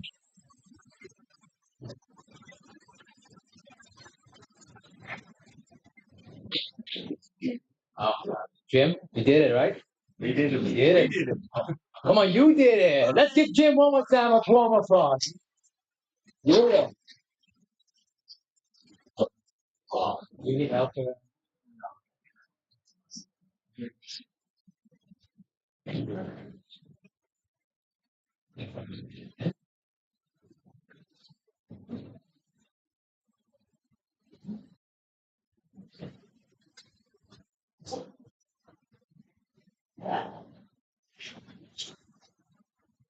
Our next showcase celebrates the elegance of traditional Indonesian textiles, and it's from Elsa. And she has her theme. It's called elegance and in tradition, if I'm not wrong. But her story is about mixture of Indonesian, Dutch, and Suriname's roots. And that's her whole story. So, ladies and gentlemen, enjoy.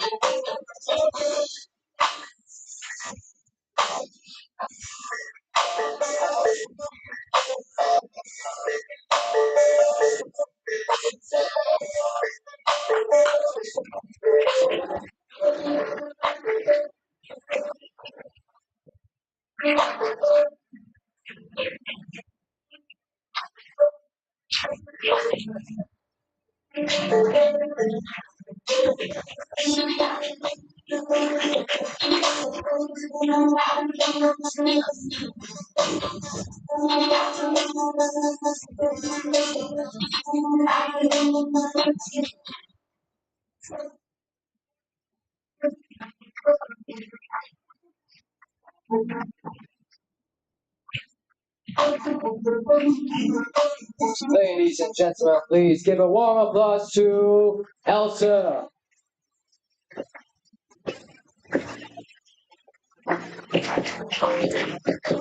And Imelda Lim from Barocqo.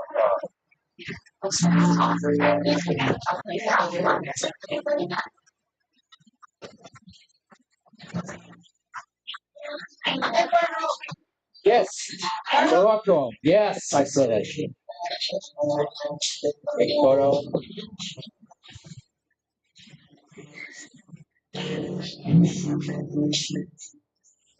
Hi.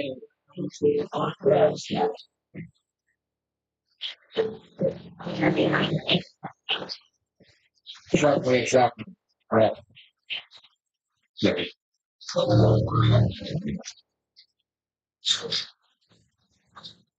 Wow, the excitement. Well, I think we're gonna have some break right now. 20 minutes, is that good? Yeah? I will be back. But don't go home yet because we're gonna have one speaker left, right? Or two speakers left, and one fashion show. Well, I'll be seeing you.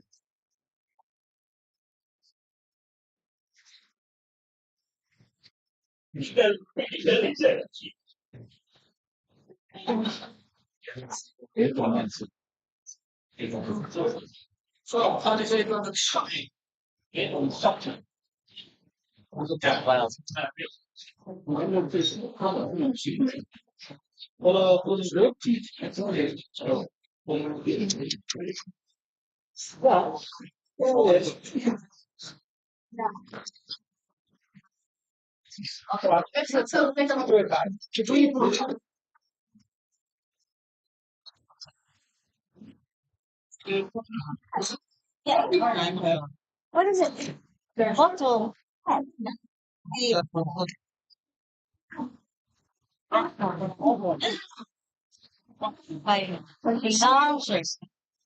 Dit is plastic. Ja, weet ik. Inpakken materiaal. Right? Maar dat het heel integreren. Dus ik weet het. En dit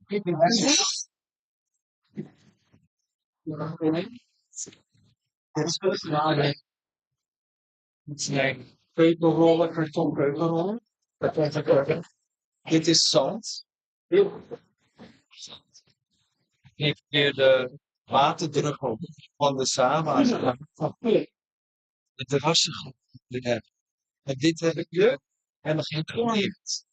Zodat het stevig en er kan geen stoffen in. De vorm, dat is het. Ik heb iemand van en ik zei dat vind je het zijn wel niet gezegd. Ik ben het. Tina's met ja? Ja. Dat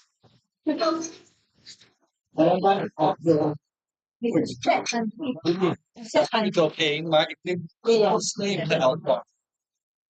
Sneeuw. Dat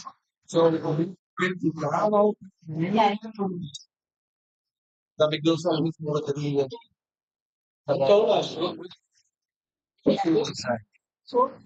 Oh yeah. For the people you didn't know yet, but you can grab your drinks and beverages and food, and you can also sit in the back right there on the other side.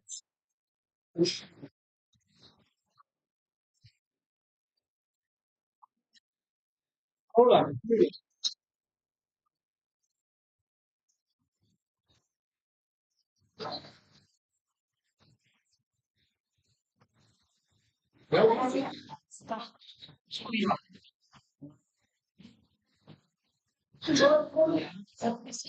Yes. Dankbaar. Nee, ik vroeg nieuws nog zijn. Ja. Nou zo. Kijk maar.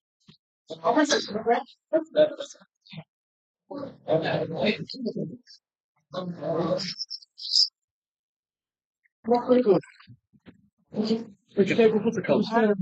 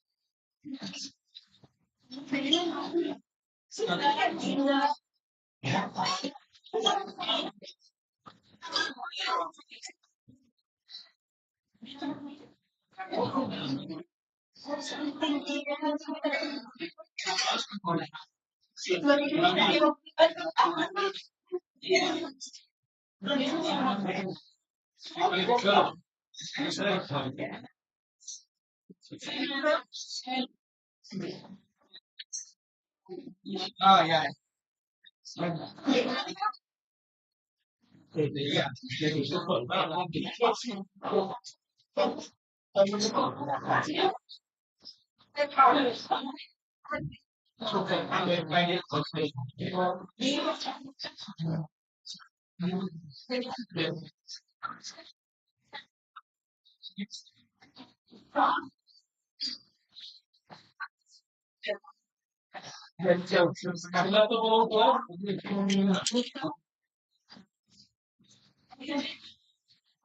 Ja. Jullie zeggen, je gaat kletsen. Zullen we zo'n klein opzoeken?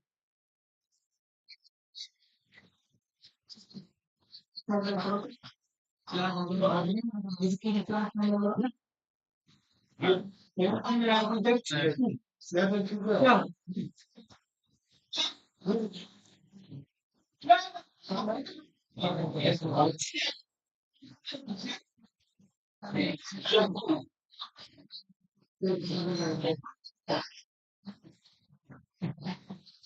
Leg de tafel even neer hier. Dat ik mag echt een assistent. Ja, precies. Dankjewel. Dankjewel voor je hulp. Goed gedaan. En superleuk. Ik weet ook dat inspirerend was. De interactie was natuurlijk wel leuk. Leuk dat je je even niet. Zo begint het thuis ook. Wat is het?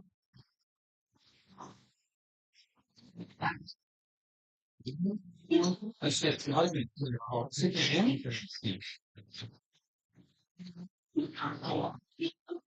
Ja, ga eens mee.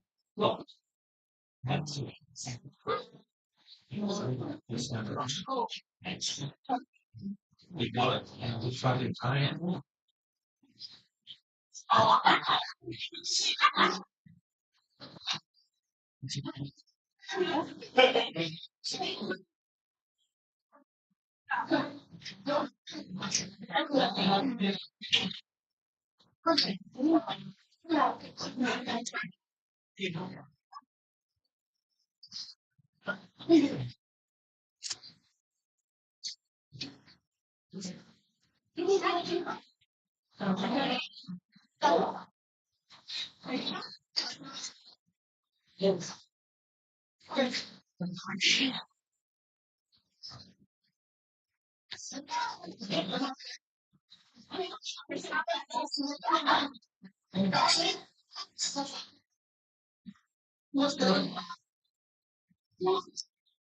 Het is volgens mij twee dingen. Ja, we hebben geoefend. Dus deze.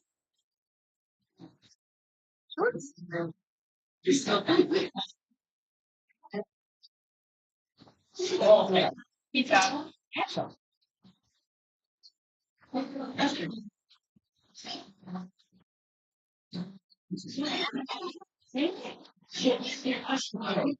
Had jij een tussenstuk?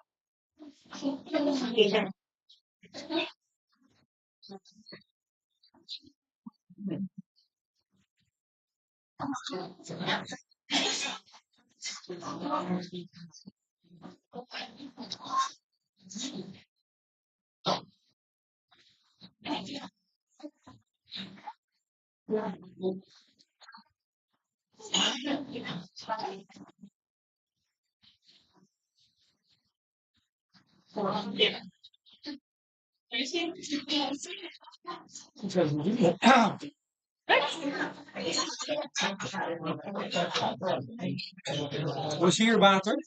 Mag je deze? Ja, bijvoorbeeld hoor. Ja, mag je Zeker.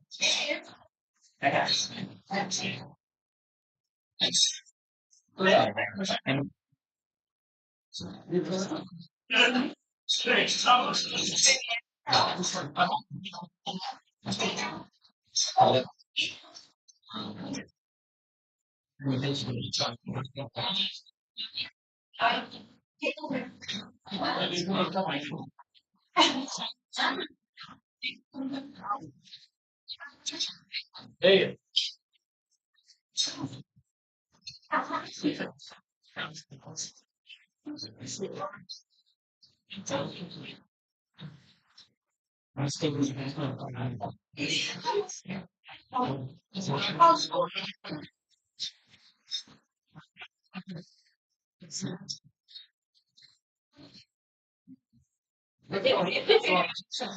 Ja, en dat is smart.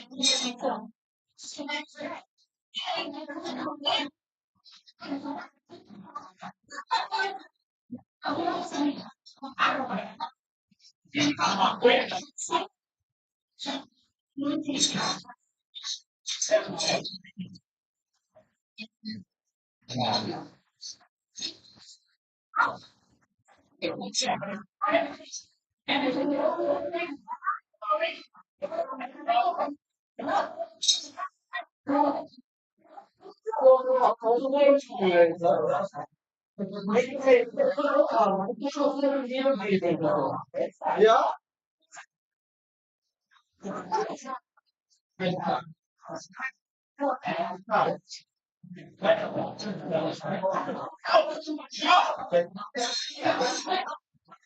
Ik ga hem even naar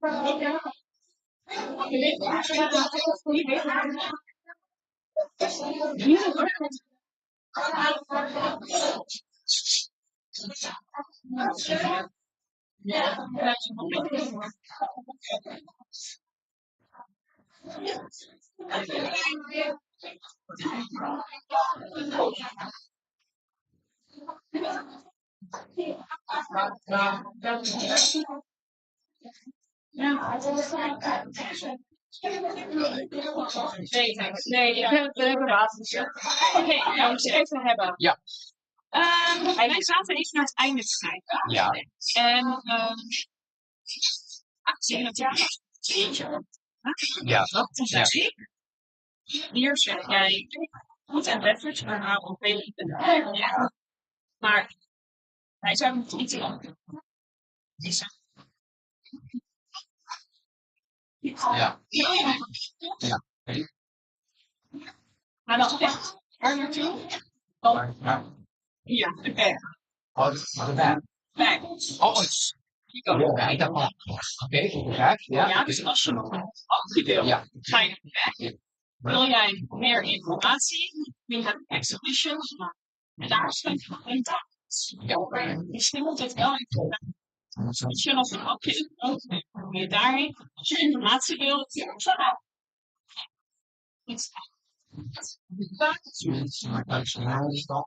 is prima. Alleen de M bent een bar.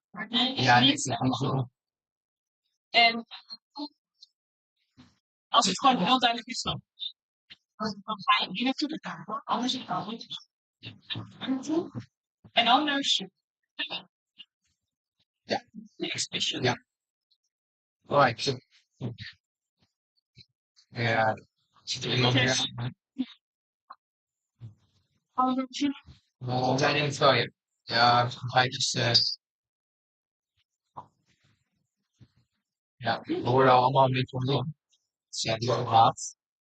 We worden allemaal een beetje omdoen, want ik ben oké, maar niet hoe het publiek is. Ja, ik vond het ook. Nee, ik heb voor het Intermission, was je nou een beetje boos voor? Of dat de muziek zo uitging was? Oh.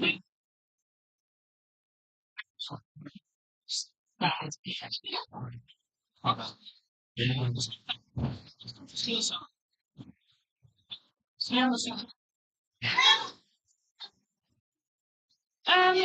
vergeten dat ik in het hotel was. Zo vergeet ik dat nog niet. Ja. Zie je nog niet? Nee. Oké.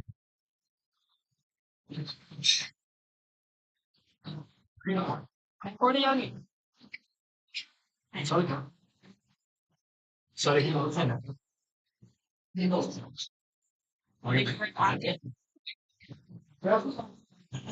Is iedereen klaar?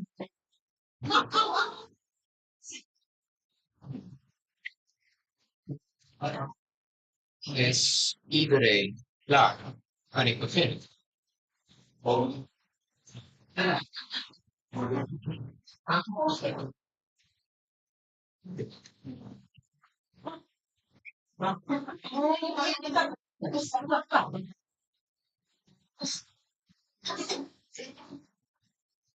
Ja, we doen het feit. Ja. Oké. Nee, dat is gewoon. Nee, water is denk ik. Nou. Ja, daarna rust. Ja.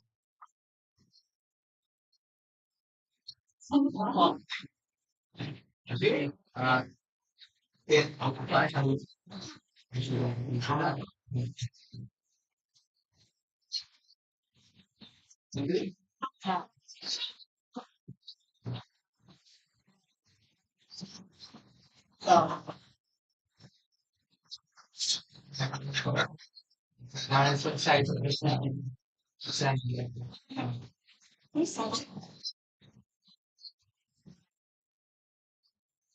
denk ik belangrijkste met het was dan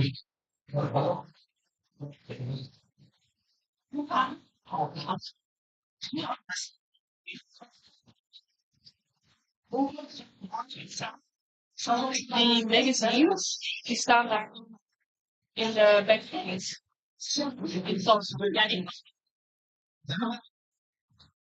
Ja.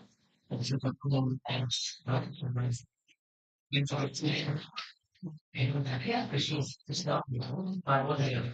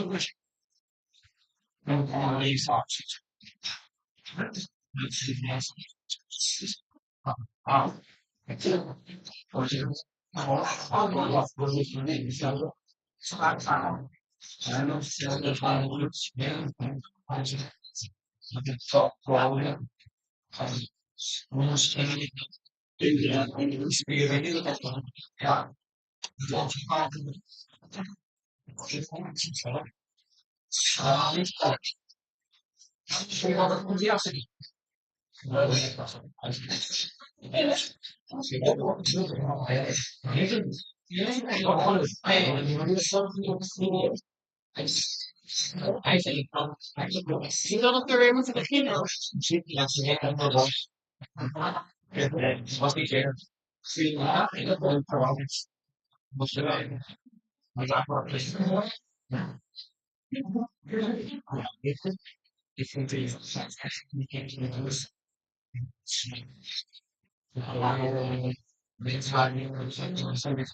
Zoals zijn familie is convertief. We moeten het wel. Dat zou eigenlijk niet meer doen is.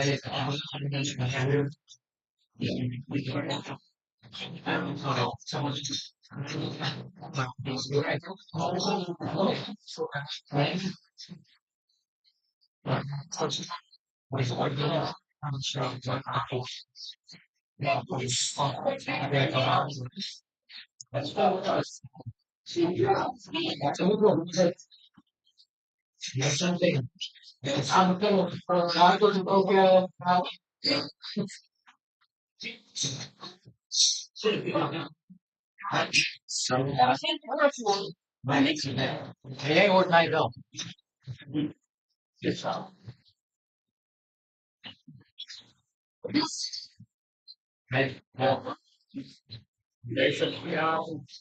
You want mic? That's a good. I think zeg ik iedereen wil zitten en ja, Michael, wat ben jij? Moet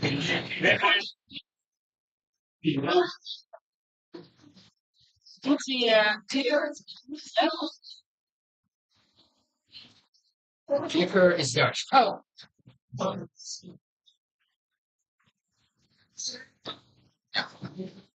Sure, dat die daar weer. Die zijn overal sluiting. Nee, ik moet dit zien. Ja, hij heeft via zijn laptop of zijn. Dan ben niks meer. Ja, ja, precies. En Michel komt erbij. Ik weet nog wat. Is het voor jou een van deze twee of is het voor mij? Hè? Die is meer. Ja, ja. Ja, hij is ook verwijderd. Maar hij komt wel goed uit.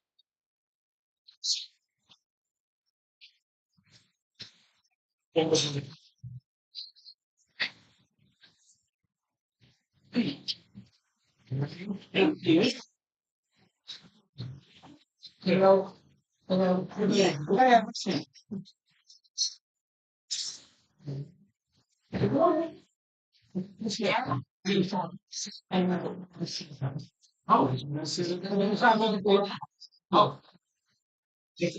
jij valt het tot.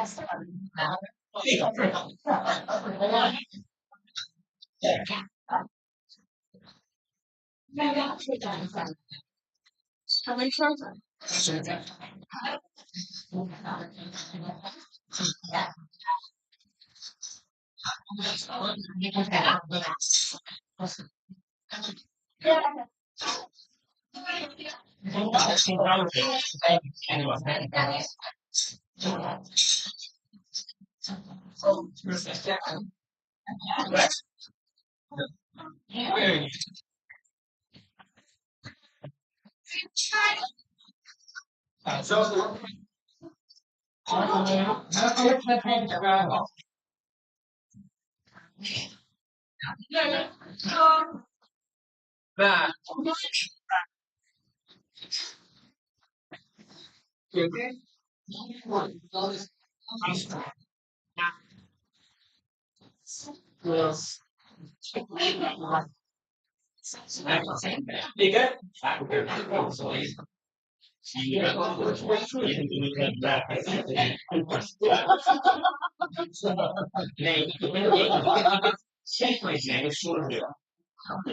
yeah.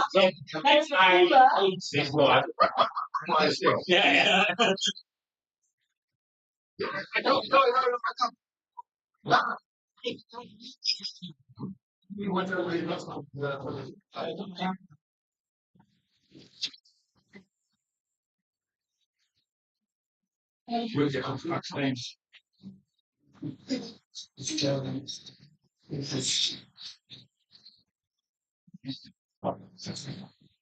Hello, stop.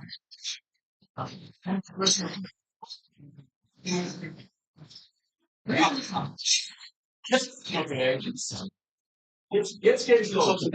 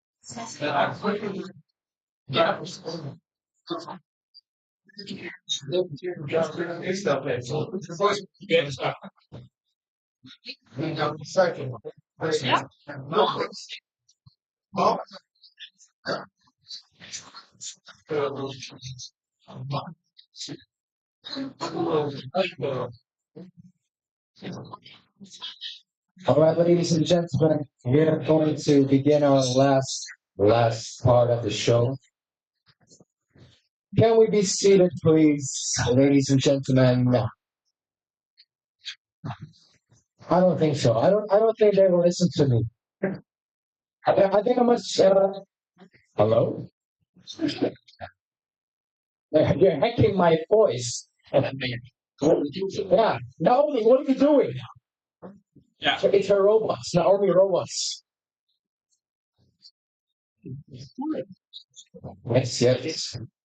Please be seated. Okay,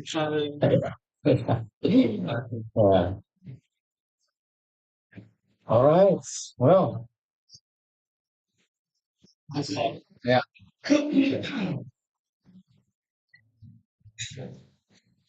Where are all the people going? So empty here. Yeah. Te lang, ja. Wil je gaan presenteren? Nee, dankjewel.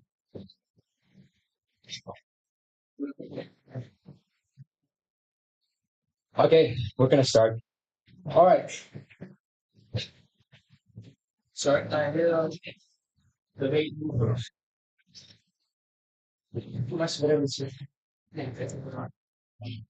All right, next we have Michael van Bergen, an esteemed architect known for his sustainable designs. Please welcome Michael. Thank you so much. First, I want to thank Eduardo from BAROQCO to invite me to this great event. Also, Ver van Stal, and also to let me wear this beautiful Sanga. Thank you.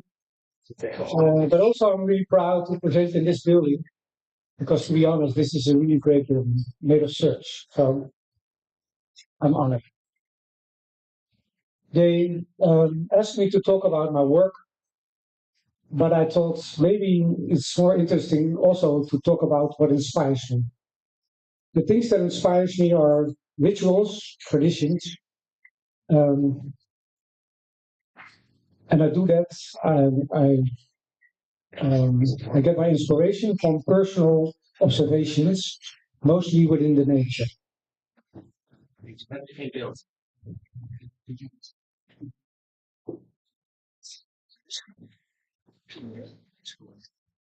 Are we doing okay? Yes? Okay. I think as an architect, our biggest task is to think about sustainability. And I think we do that already. So we've been challenged to think about the hardware of our buildings. More isolation, better isolation, less CO2, no gas, etc., etc. And it's like a linear process. Our buildings getting better, our house is getting smaller, smarter. But sometimes I wonder, are we not going too fast? Always to look into the future, maybe also we have to think about the past. And what I think is really, for me, it's interesting or inspiring. I call it the software as the architecture, to think about the people who are going to live in it, who are going to use it.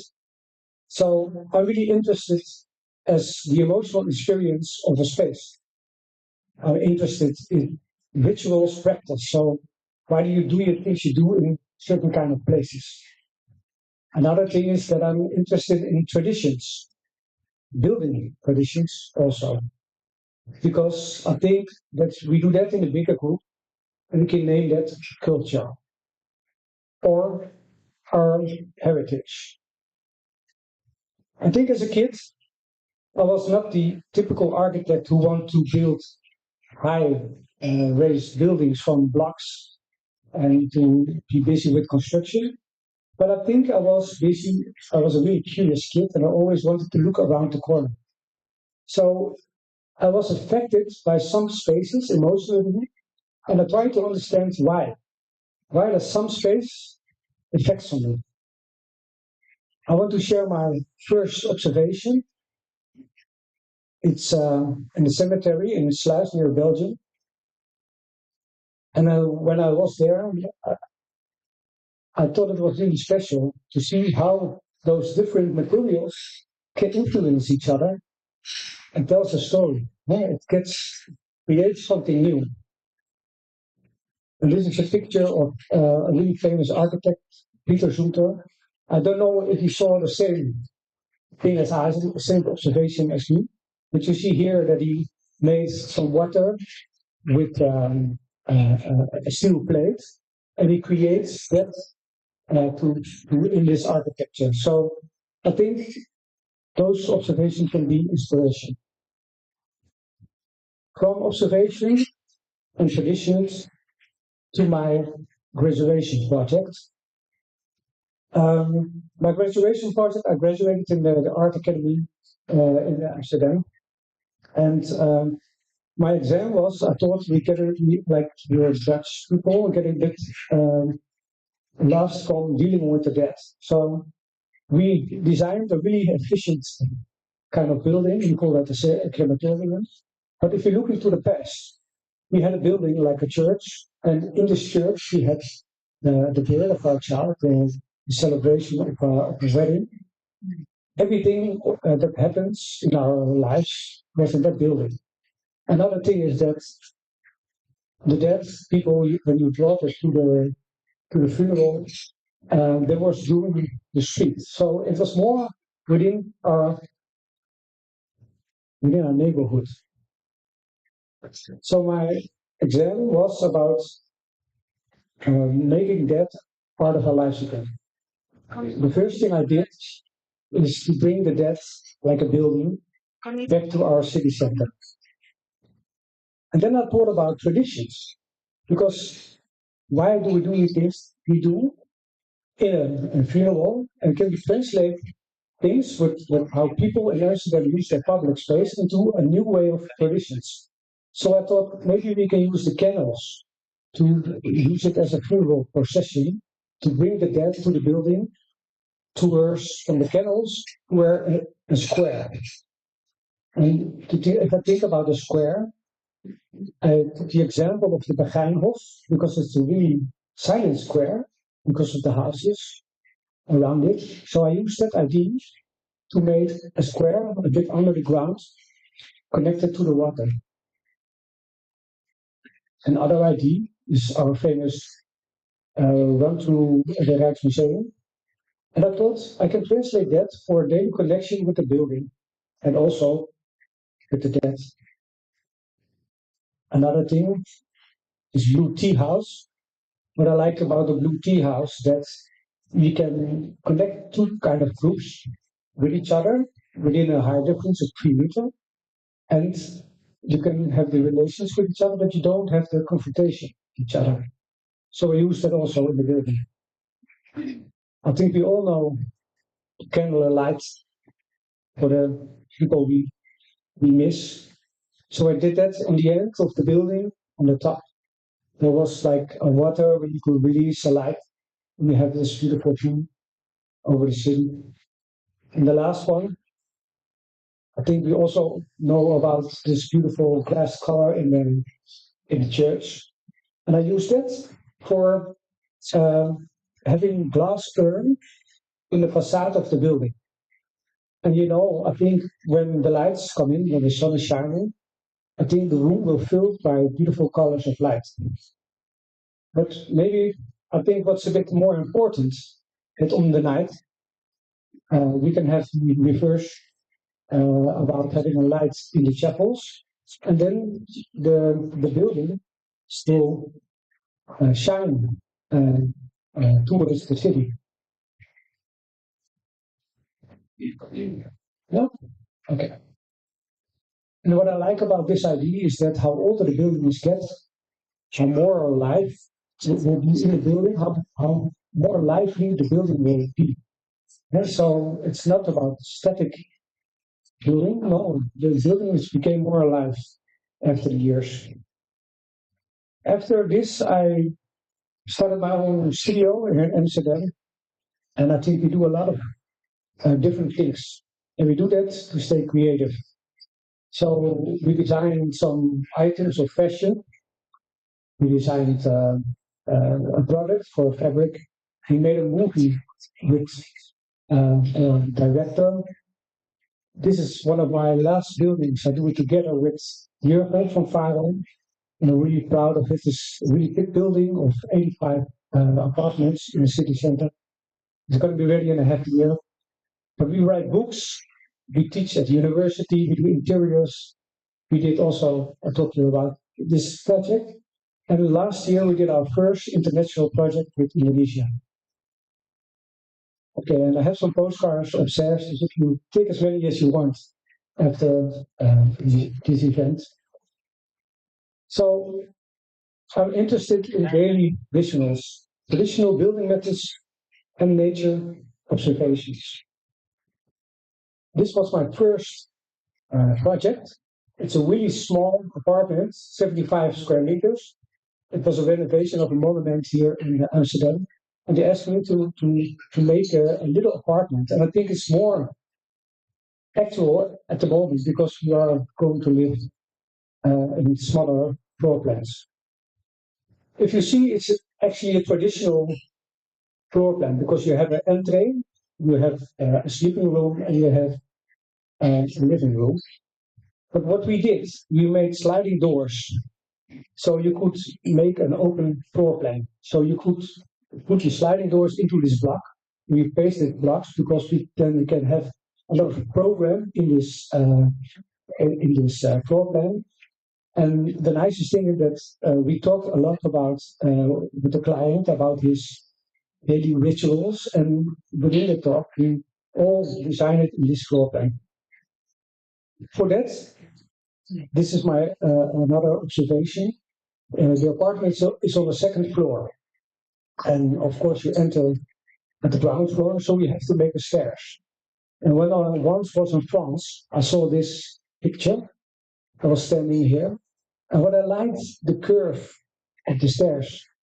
It's really like a natural tradition from the stairs towards the beach. So we use this to create ideas about how the stairs must be from the ground floor to the second floor. And therefore, we use a traditional sawing method because we buy a tree. And normally you do it like this, you make slices out of the tree. You threw away the white wood because normally you cannot use it. And what we did, we put it in smaller pieces so we actually could use more wood. And we combined it to each other to make the curve. You see a little movie where we are making it.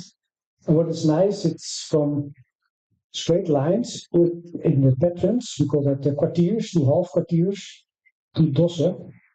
And on the end, it's like this beautiful round curves of patterns in the wood. And that's the way how we translated an observation into our architecture. Another observation is also in France, because my parents-in-law live there. But when I'm looking to the clouds, for me it's really fascinating because it has so many layers. It's actually beyond deep. There's no beginning and there's no end. So we use that idea for a little box inside for the client's wallet and his telephone. And it was a bit of an experiment. Can you make a little box that feels really big? So for me, this material is beyond these borders. And actually we made it from a burl of a chestnut. So we took it away because not this tree, but another tree was falling down. And we also made slide of it. And besides that, we did nothing.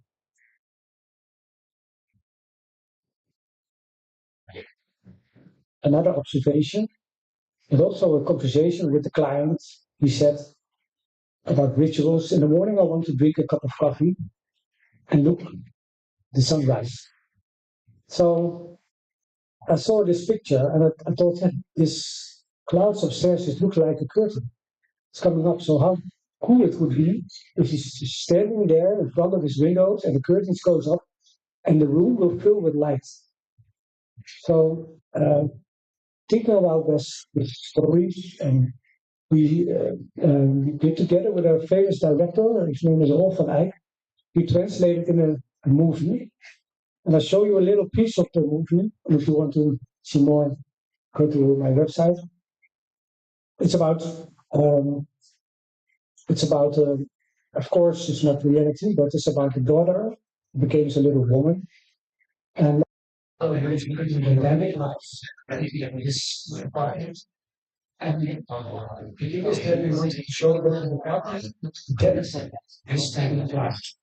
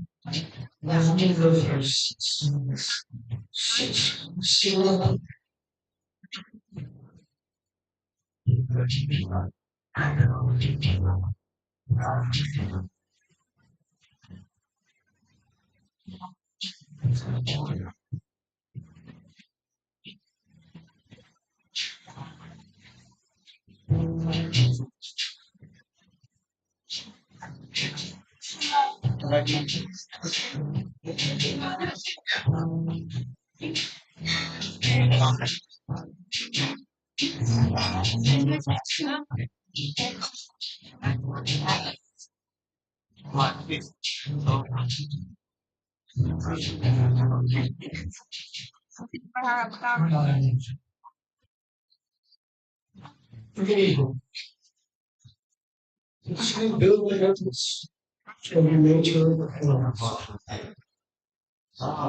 years ago, my wife has decided to touch Indonesian and work with my family to live the elements into contact.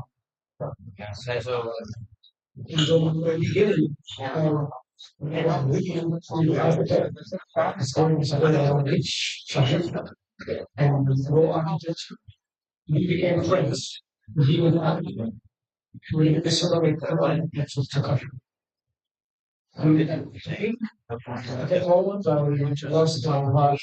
I don't know anything to see. Everything was of conflict. And not only for the architecture, not only for the materials they use, not only for the food, but especially for the people. Because we are showing the house, showing the architecture. We work with them in their offices. We took them to the lecture.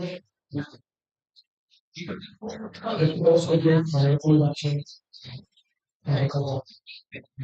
So a year later, we will possibly and there was I think it went to the Botanical Designers. And we had a lot for that.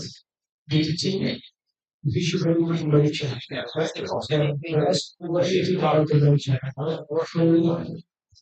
We have a public one. So, about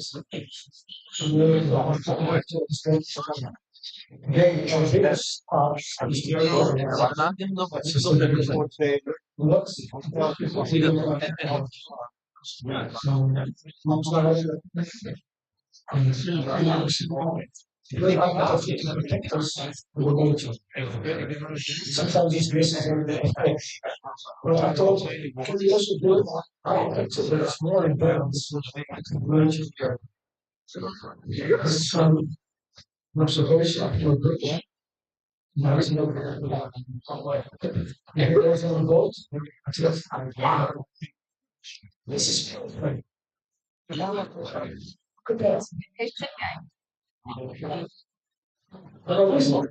It's just the same thing. Plus, some from the power, the short and single on the right, in a bit of waves, and we it's possible. So, I told you, we can get so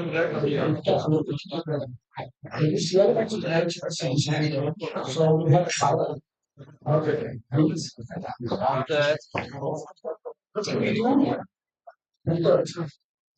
So, it's very much of the tradition. So, Indonesia, obviously, is built heads, so, spaces.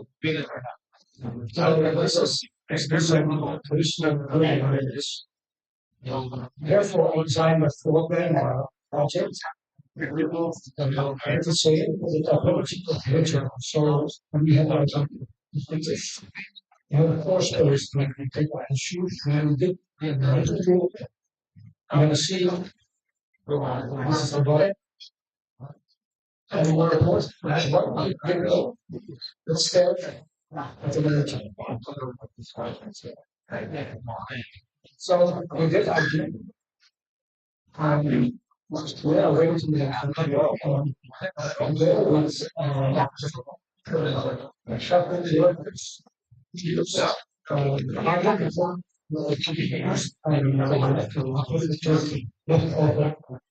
Materials. In very structure,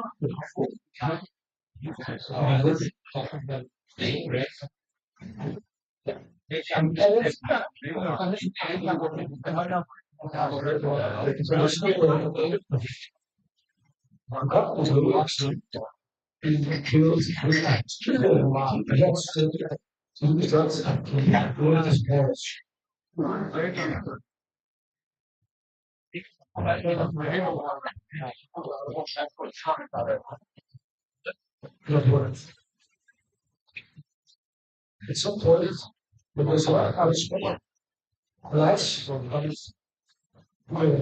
the house, it touches the water.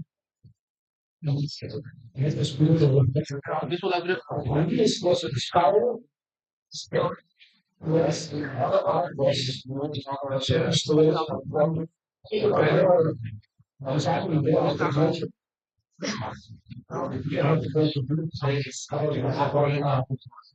Sometimes something difficult will happen. And another thing is that you want to move and have our experience. Yes. So if I don't think if I was subject to a speak, that's all that. You understand me? I'm understanding this. First, everything. It's nice to say this. It's the synergy here. It's very fast. And it's the best installation. And what's also nice to say it's running for another about December. So we'll take this prize. This is the architects. We help them with this building. That's why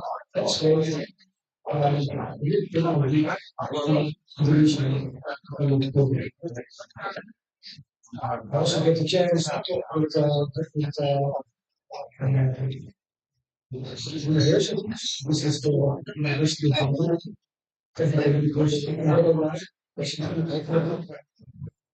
You made materials and the building because they have the order of architect. There's something else. No, just the grid with complete glass system. This was the old building first. So they just noticed that. It was. And it's a shelter also for the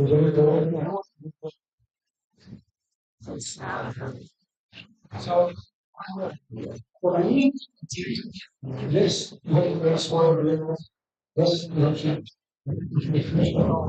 but he's not about fast because condition and rituals. You also think about that at each other. You can have more you do this.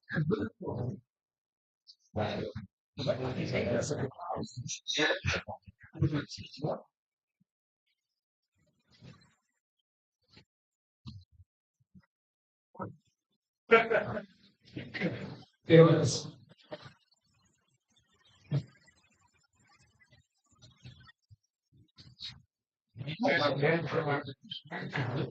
Thank you very much, Michael. Next presentation. Before we begin our next presentation, why don't we all let it pause to fill up the empty spaces here? We can see the presentation much better. I'll give you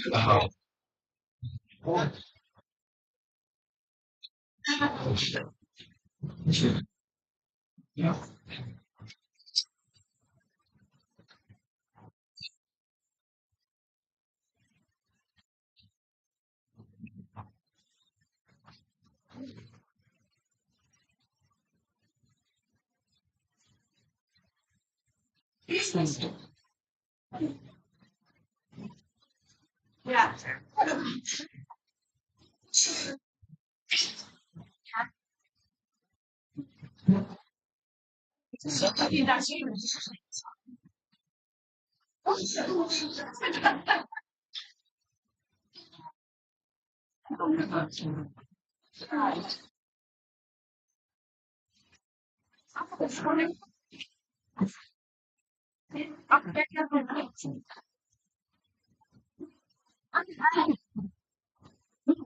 Was leven ze nog even? Denk ik. Maar kijk. No? Hallo, wat is het zo? Uit het schrijven. Ah ja. Misschien kun je zelf oppakken of. Ja.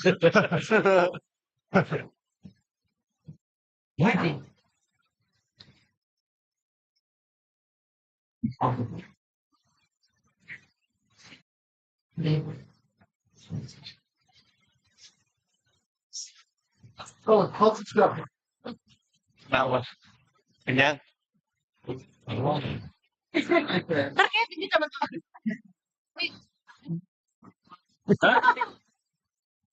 Okay. As we move forward, it's my pleasure to introduce Robert from Vechten, Austria, Indonesia. Please give him a warm up.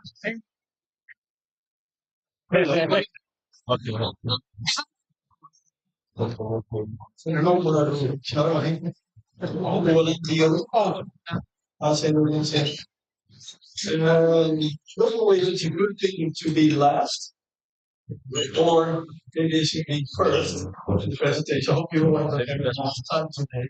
I think it's a wonderful event organized today and a good mix of the cultural heritage and the future of Indonesia. I'm very so let's start. Smart charging, smart energy. Very boring subjects for people that are not in our industry. It's very inspiring for me. So Blue Model Charging, we are pioneers in our company with over 15 years of experience in the mobility industry. I started in 2009 to be active in this market, believing that the transition to electric mobility would happen someday. I had to wait a few years, actually, and I just discovered that your mother was one of my first customers. So that was my previous company, EV Box. So Blue Marble. Blue Marble is the name of the photo that an Apollo crew took from the planet Earth on their way to the moon, and saw this beautiful planet. And said we want to maintain this planet as it is, as clean as possible, and be ready for the future to support the growth of mankind. So we develop hardware, EV chargers, and we develop a smart charging ecosystem that's based on smart energy software to be able to support the growth of the transition to electric mobility and make the building smart to support this transition. So one side is being a manufacturer, a designer of charging stations. The other part of the company is being a software company.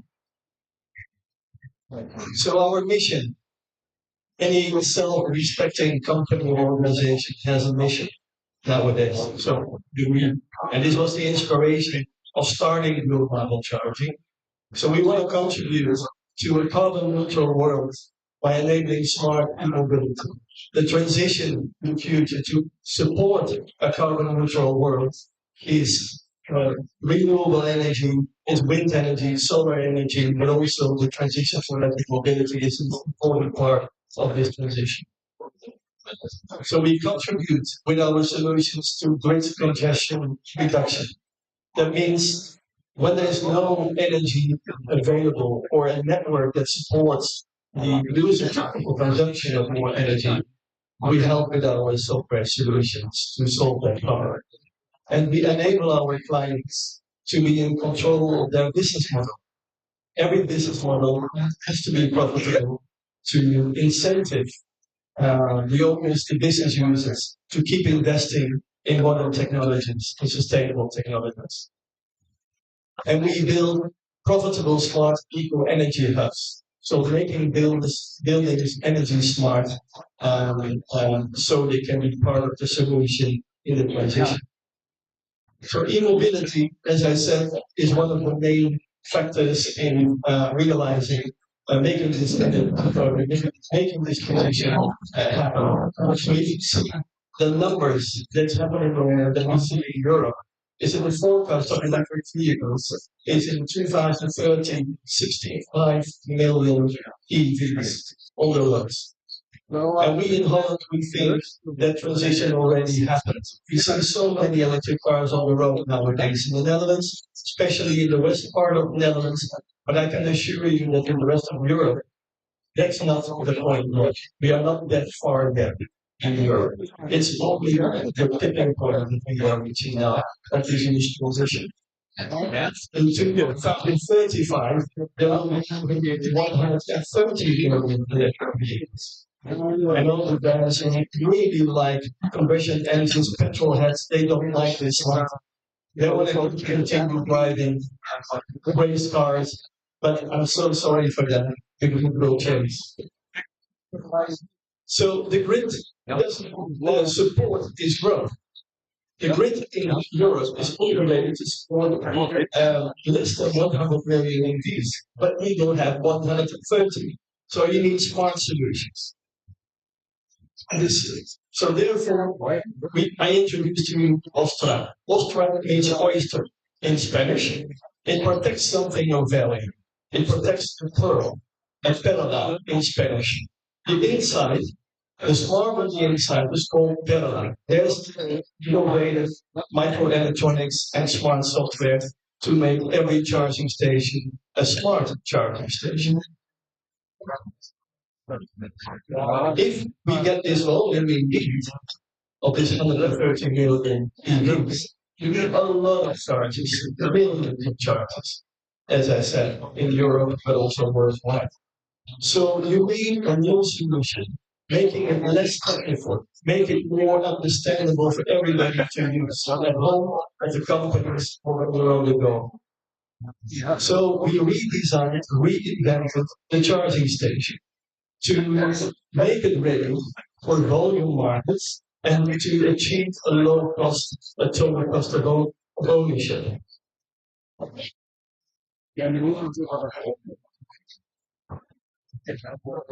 So when we see the customers, here's some of our customers or partners here in the Netherlands. We work with a lot of municipalities, government organizations, universities, hospitals, or real estate companies like CBRE or here in Amsterdam. When you see what happened in Indonesia, this same transition is going to happen in Indonesia. Is the larger cap, of course, than Netherlands.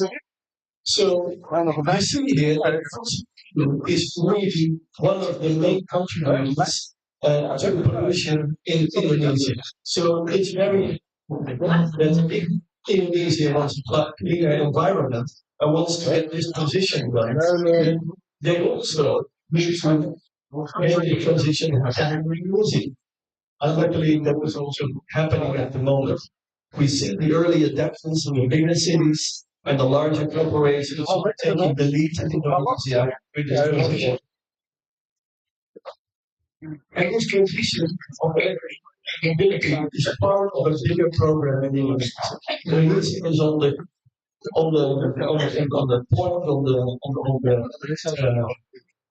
beginning of getting a sustainable future. Identifying 17 or 18, I forgot to be honest, 17 programs that the energy, the change of the energy technology is part of. Next to making sure people have the right to education, no hunger, and everybody has a job. So the cooperation with Australia and Indonesia, our partners in Indonesia, makes it possible that we can start with a clean start. And using one example of what went a little bit wrong here in Europe. We're starting the transition, and that we can do better in Indonesia. So, what is happening in Europe is when we started this industry, nobody believed that we would drive an electric car. Nobody believed that they need charging stations and offer their locations as a charging. So what happens is that you have a location owner, a real estate company, and they are buying, investing charging stations, and they offer the energy for 25 cents per kilowatt hour. Then they hire a service partner, a service partner that is actually operating the charging stations in the name of the location owners and offering the locations to service providers that have the EV drivers as a customer. In this chain, in the end, you, me, everybody here in Europe is then paying, for example, 56 cents per kilowatt hour. So you pay a lot more per kilowatt hour for charging your car than the location owner thinks you are paying. They go up. And that is, of course, not sustainable because it's very strange, right? You have a lot of service providers and you have a lot of charge cards in your car, and you start a charging session that you actually don't know what you will pay for the charge. That's a bit strange. It's like going to the supermarket, buying a bread, using a different, for example, ABN card, and you pay €2. And with your own G card, you pay €2.50. And with a rainbow card, it's €2.75. That's what they do. So we want to change that in our yeah.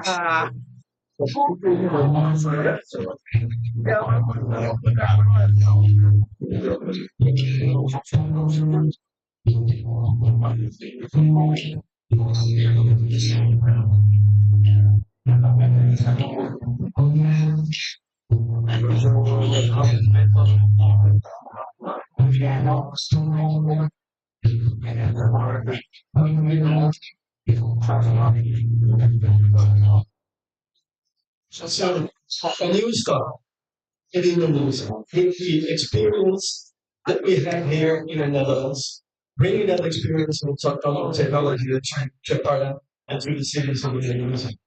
And what that experience means is that we are developed a user app that you don't have to install, and we're building a network together with our partner Australia charging locations, where you actually pay your charging session what it costs. The only other location is actually charging.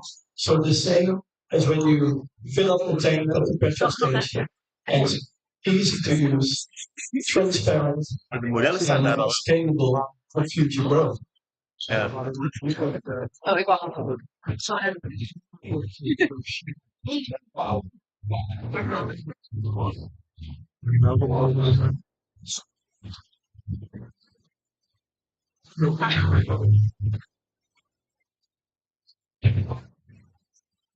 How is this?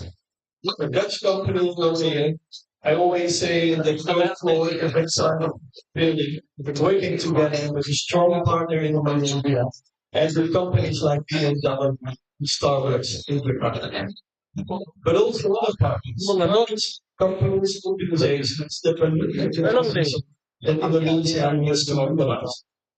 So Jarum Group, with Portugal, for example. But also the hotels like Ritz-Carlton, the Bellagio, or the Ambassador Mall, Pacific Place, all great locations that are all an example of making the transition easier in big cities like Jakarta.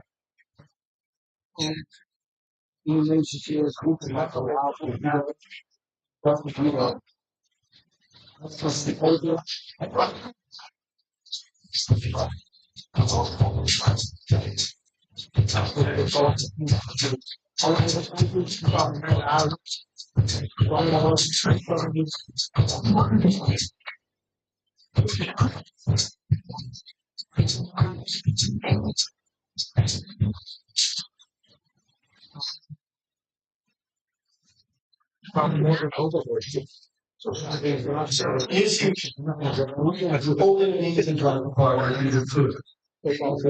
So parking charge locations are very key in the growth of this market and the transition. You charge where the car is parked. So I told you about the app. I told you about the Austrian charging station. I told you about our partners in Austro-Indonesia. And the park and charge locations, smart software, smart charging, solutions to make the solutions scalable and support as much as possible. I want to thank you for your input.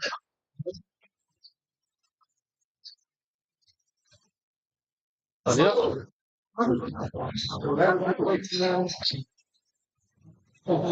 you, Mr. Please give him one more time applause.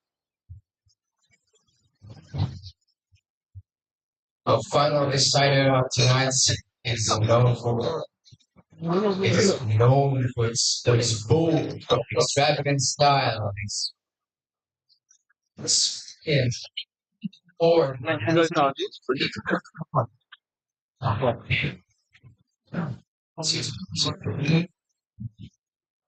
it's bold, extravagant style. It's brands like Valentino and Chanel.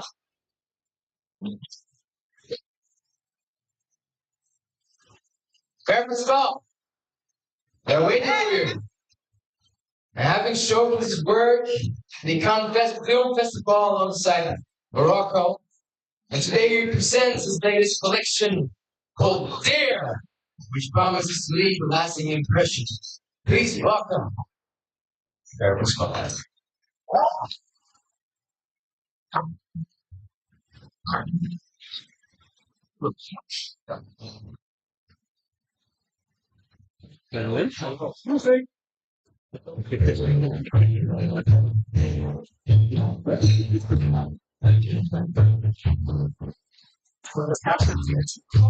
Una giornata particolare, si inizia con voga, l'amore giuro, un giorno solo di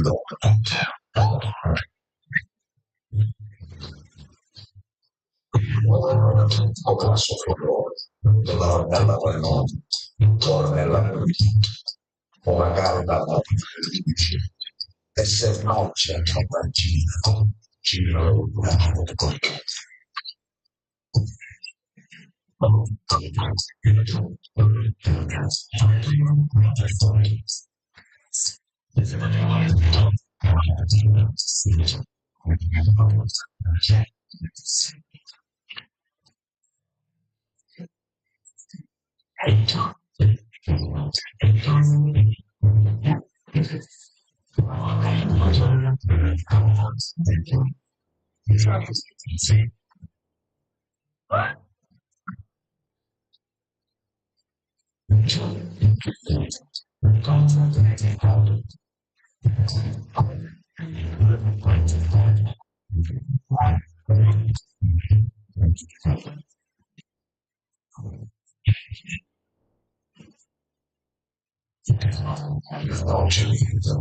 non ci parla, non lo so, Marcello la confida nel fondo, la vita bella, la vita.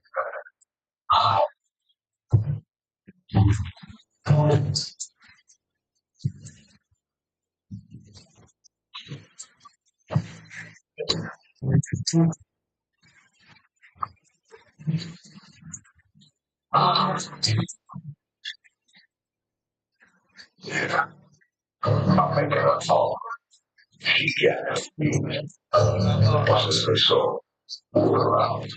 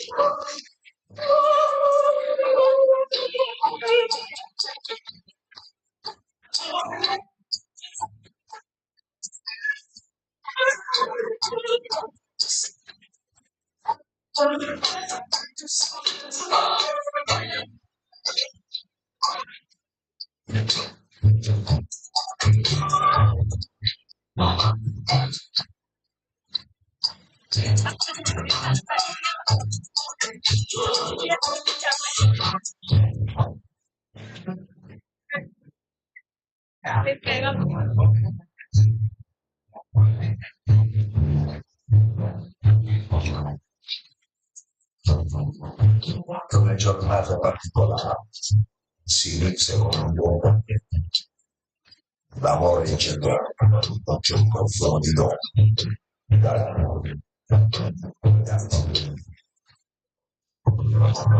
con la sua fiamma, con la bella vacanza, con la bella vacanza, con la bella e se mai ci la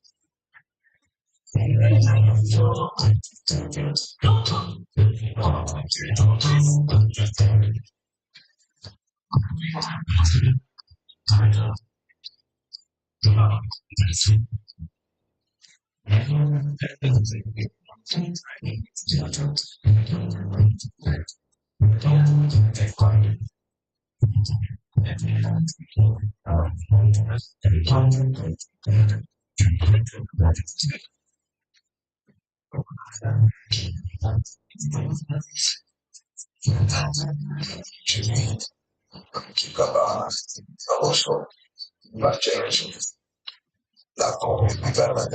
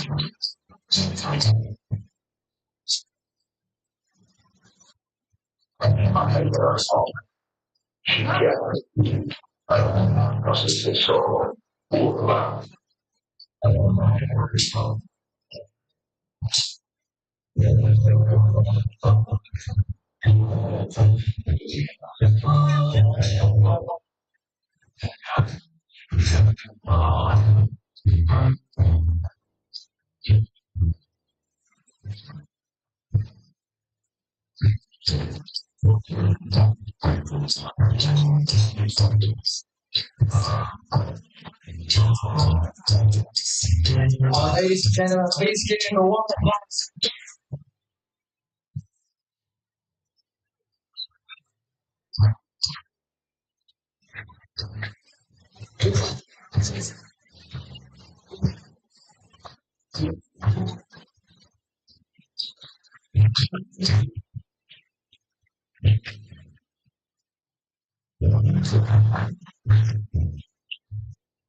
Wow.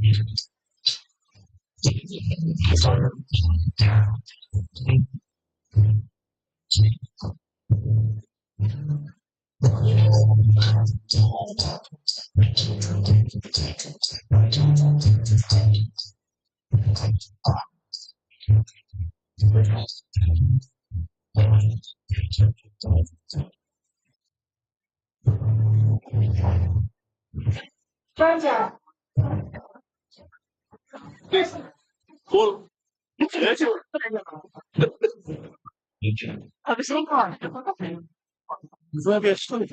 Huh? Before we close, it's real one. It's real close. They can hold on. Well, it's good. Thank you, man.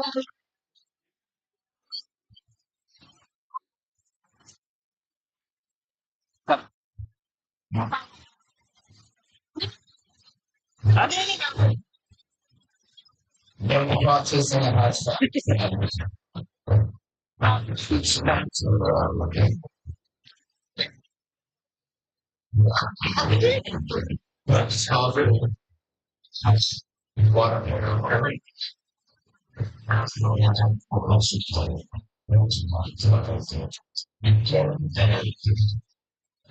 What else, of course?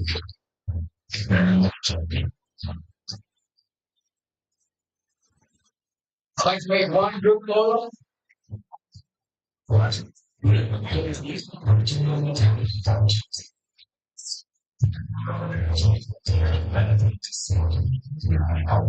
We're looking for Imelda. Is she in the house?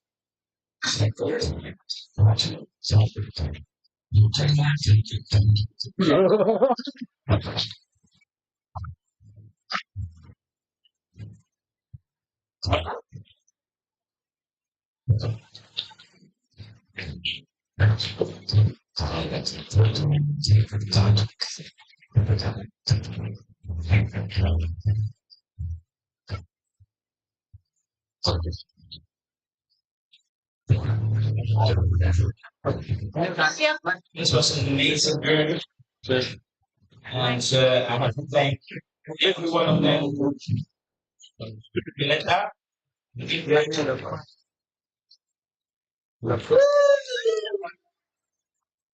Ferdinand, Boss,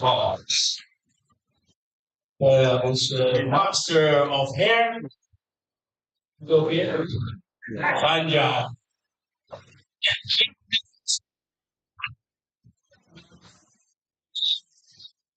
Well,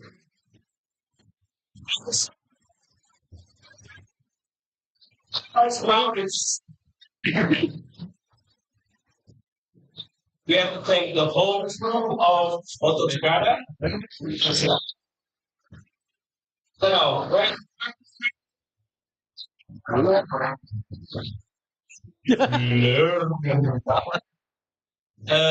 Also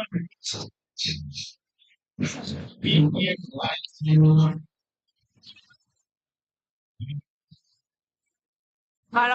show. And last but not least, and the last of the last, because the last of the last is the best, right? And then Chef Randy. No food. Still no food. It's coming. I'm sure. And I don't do that because I have a lot of reserve. I really would like to thank you all for being here. It's very reaching Indonesia, the Netherlands, and Indonesia, and we look forward to see in our next event, and it will be soon. Also, don't spoil the fun, yeah. Okay, thank you very much. Yeah, after this, we have our exposition hall, and that's on the first floor. And we have amazing gift live. And you have also some information about architecture from my compare. And I forgot to see today. Naomi. I have to thank Rob for aid. I have to thank Michael and it means that Robert. I still have compassion, but I look forward to it. Okay, all right, thank you. No. Thank you.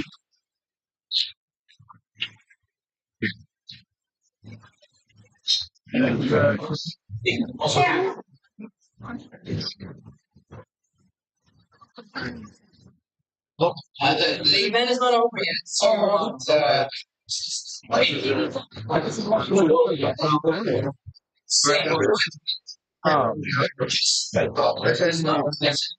please back there. So, if you were coming today, so is the beginning of the ship, right?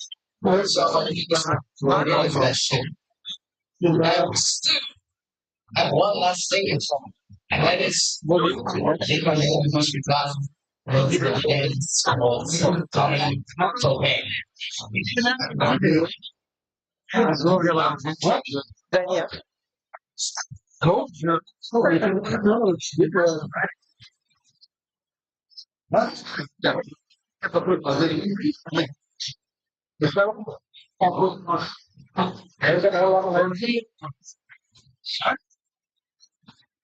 Somewhat near the stairs and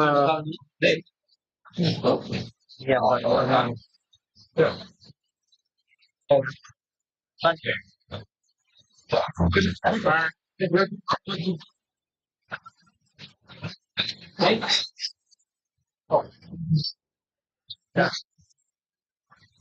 Udah ada. Ya.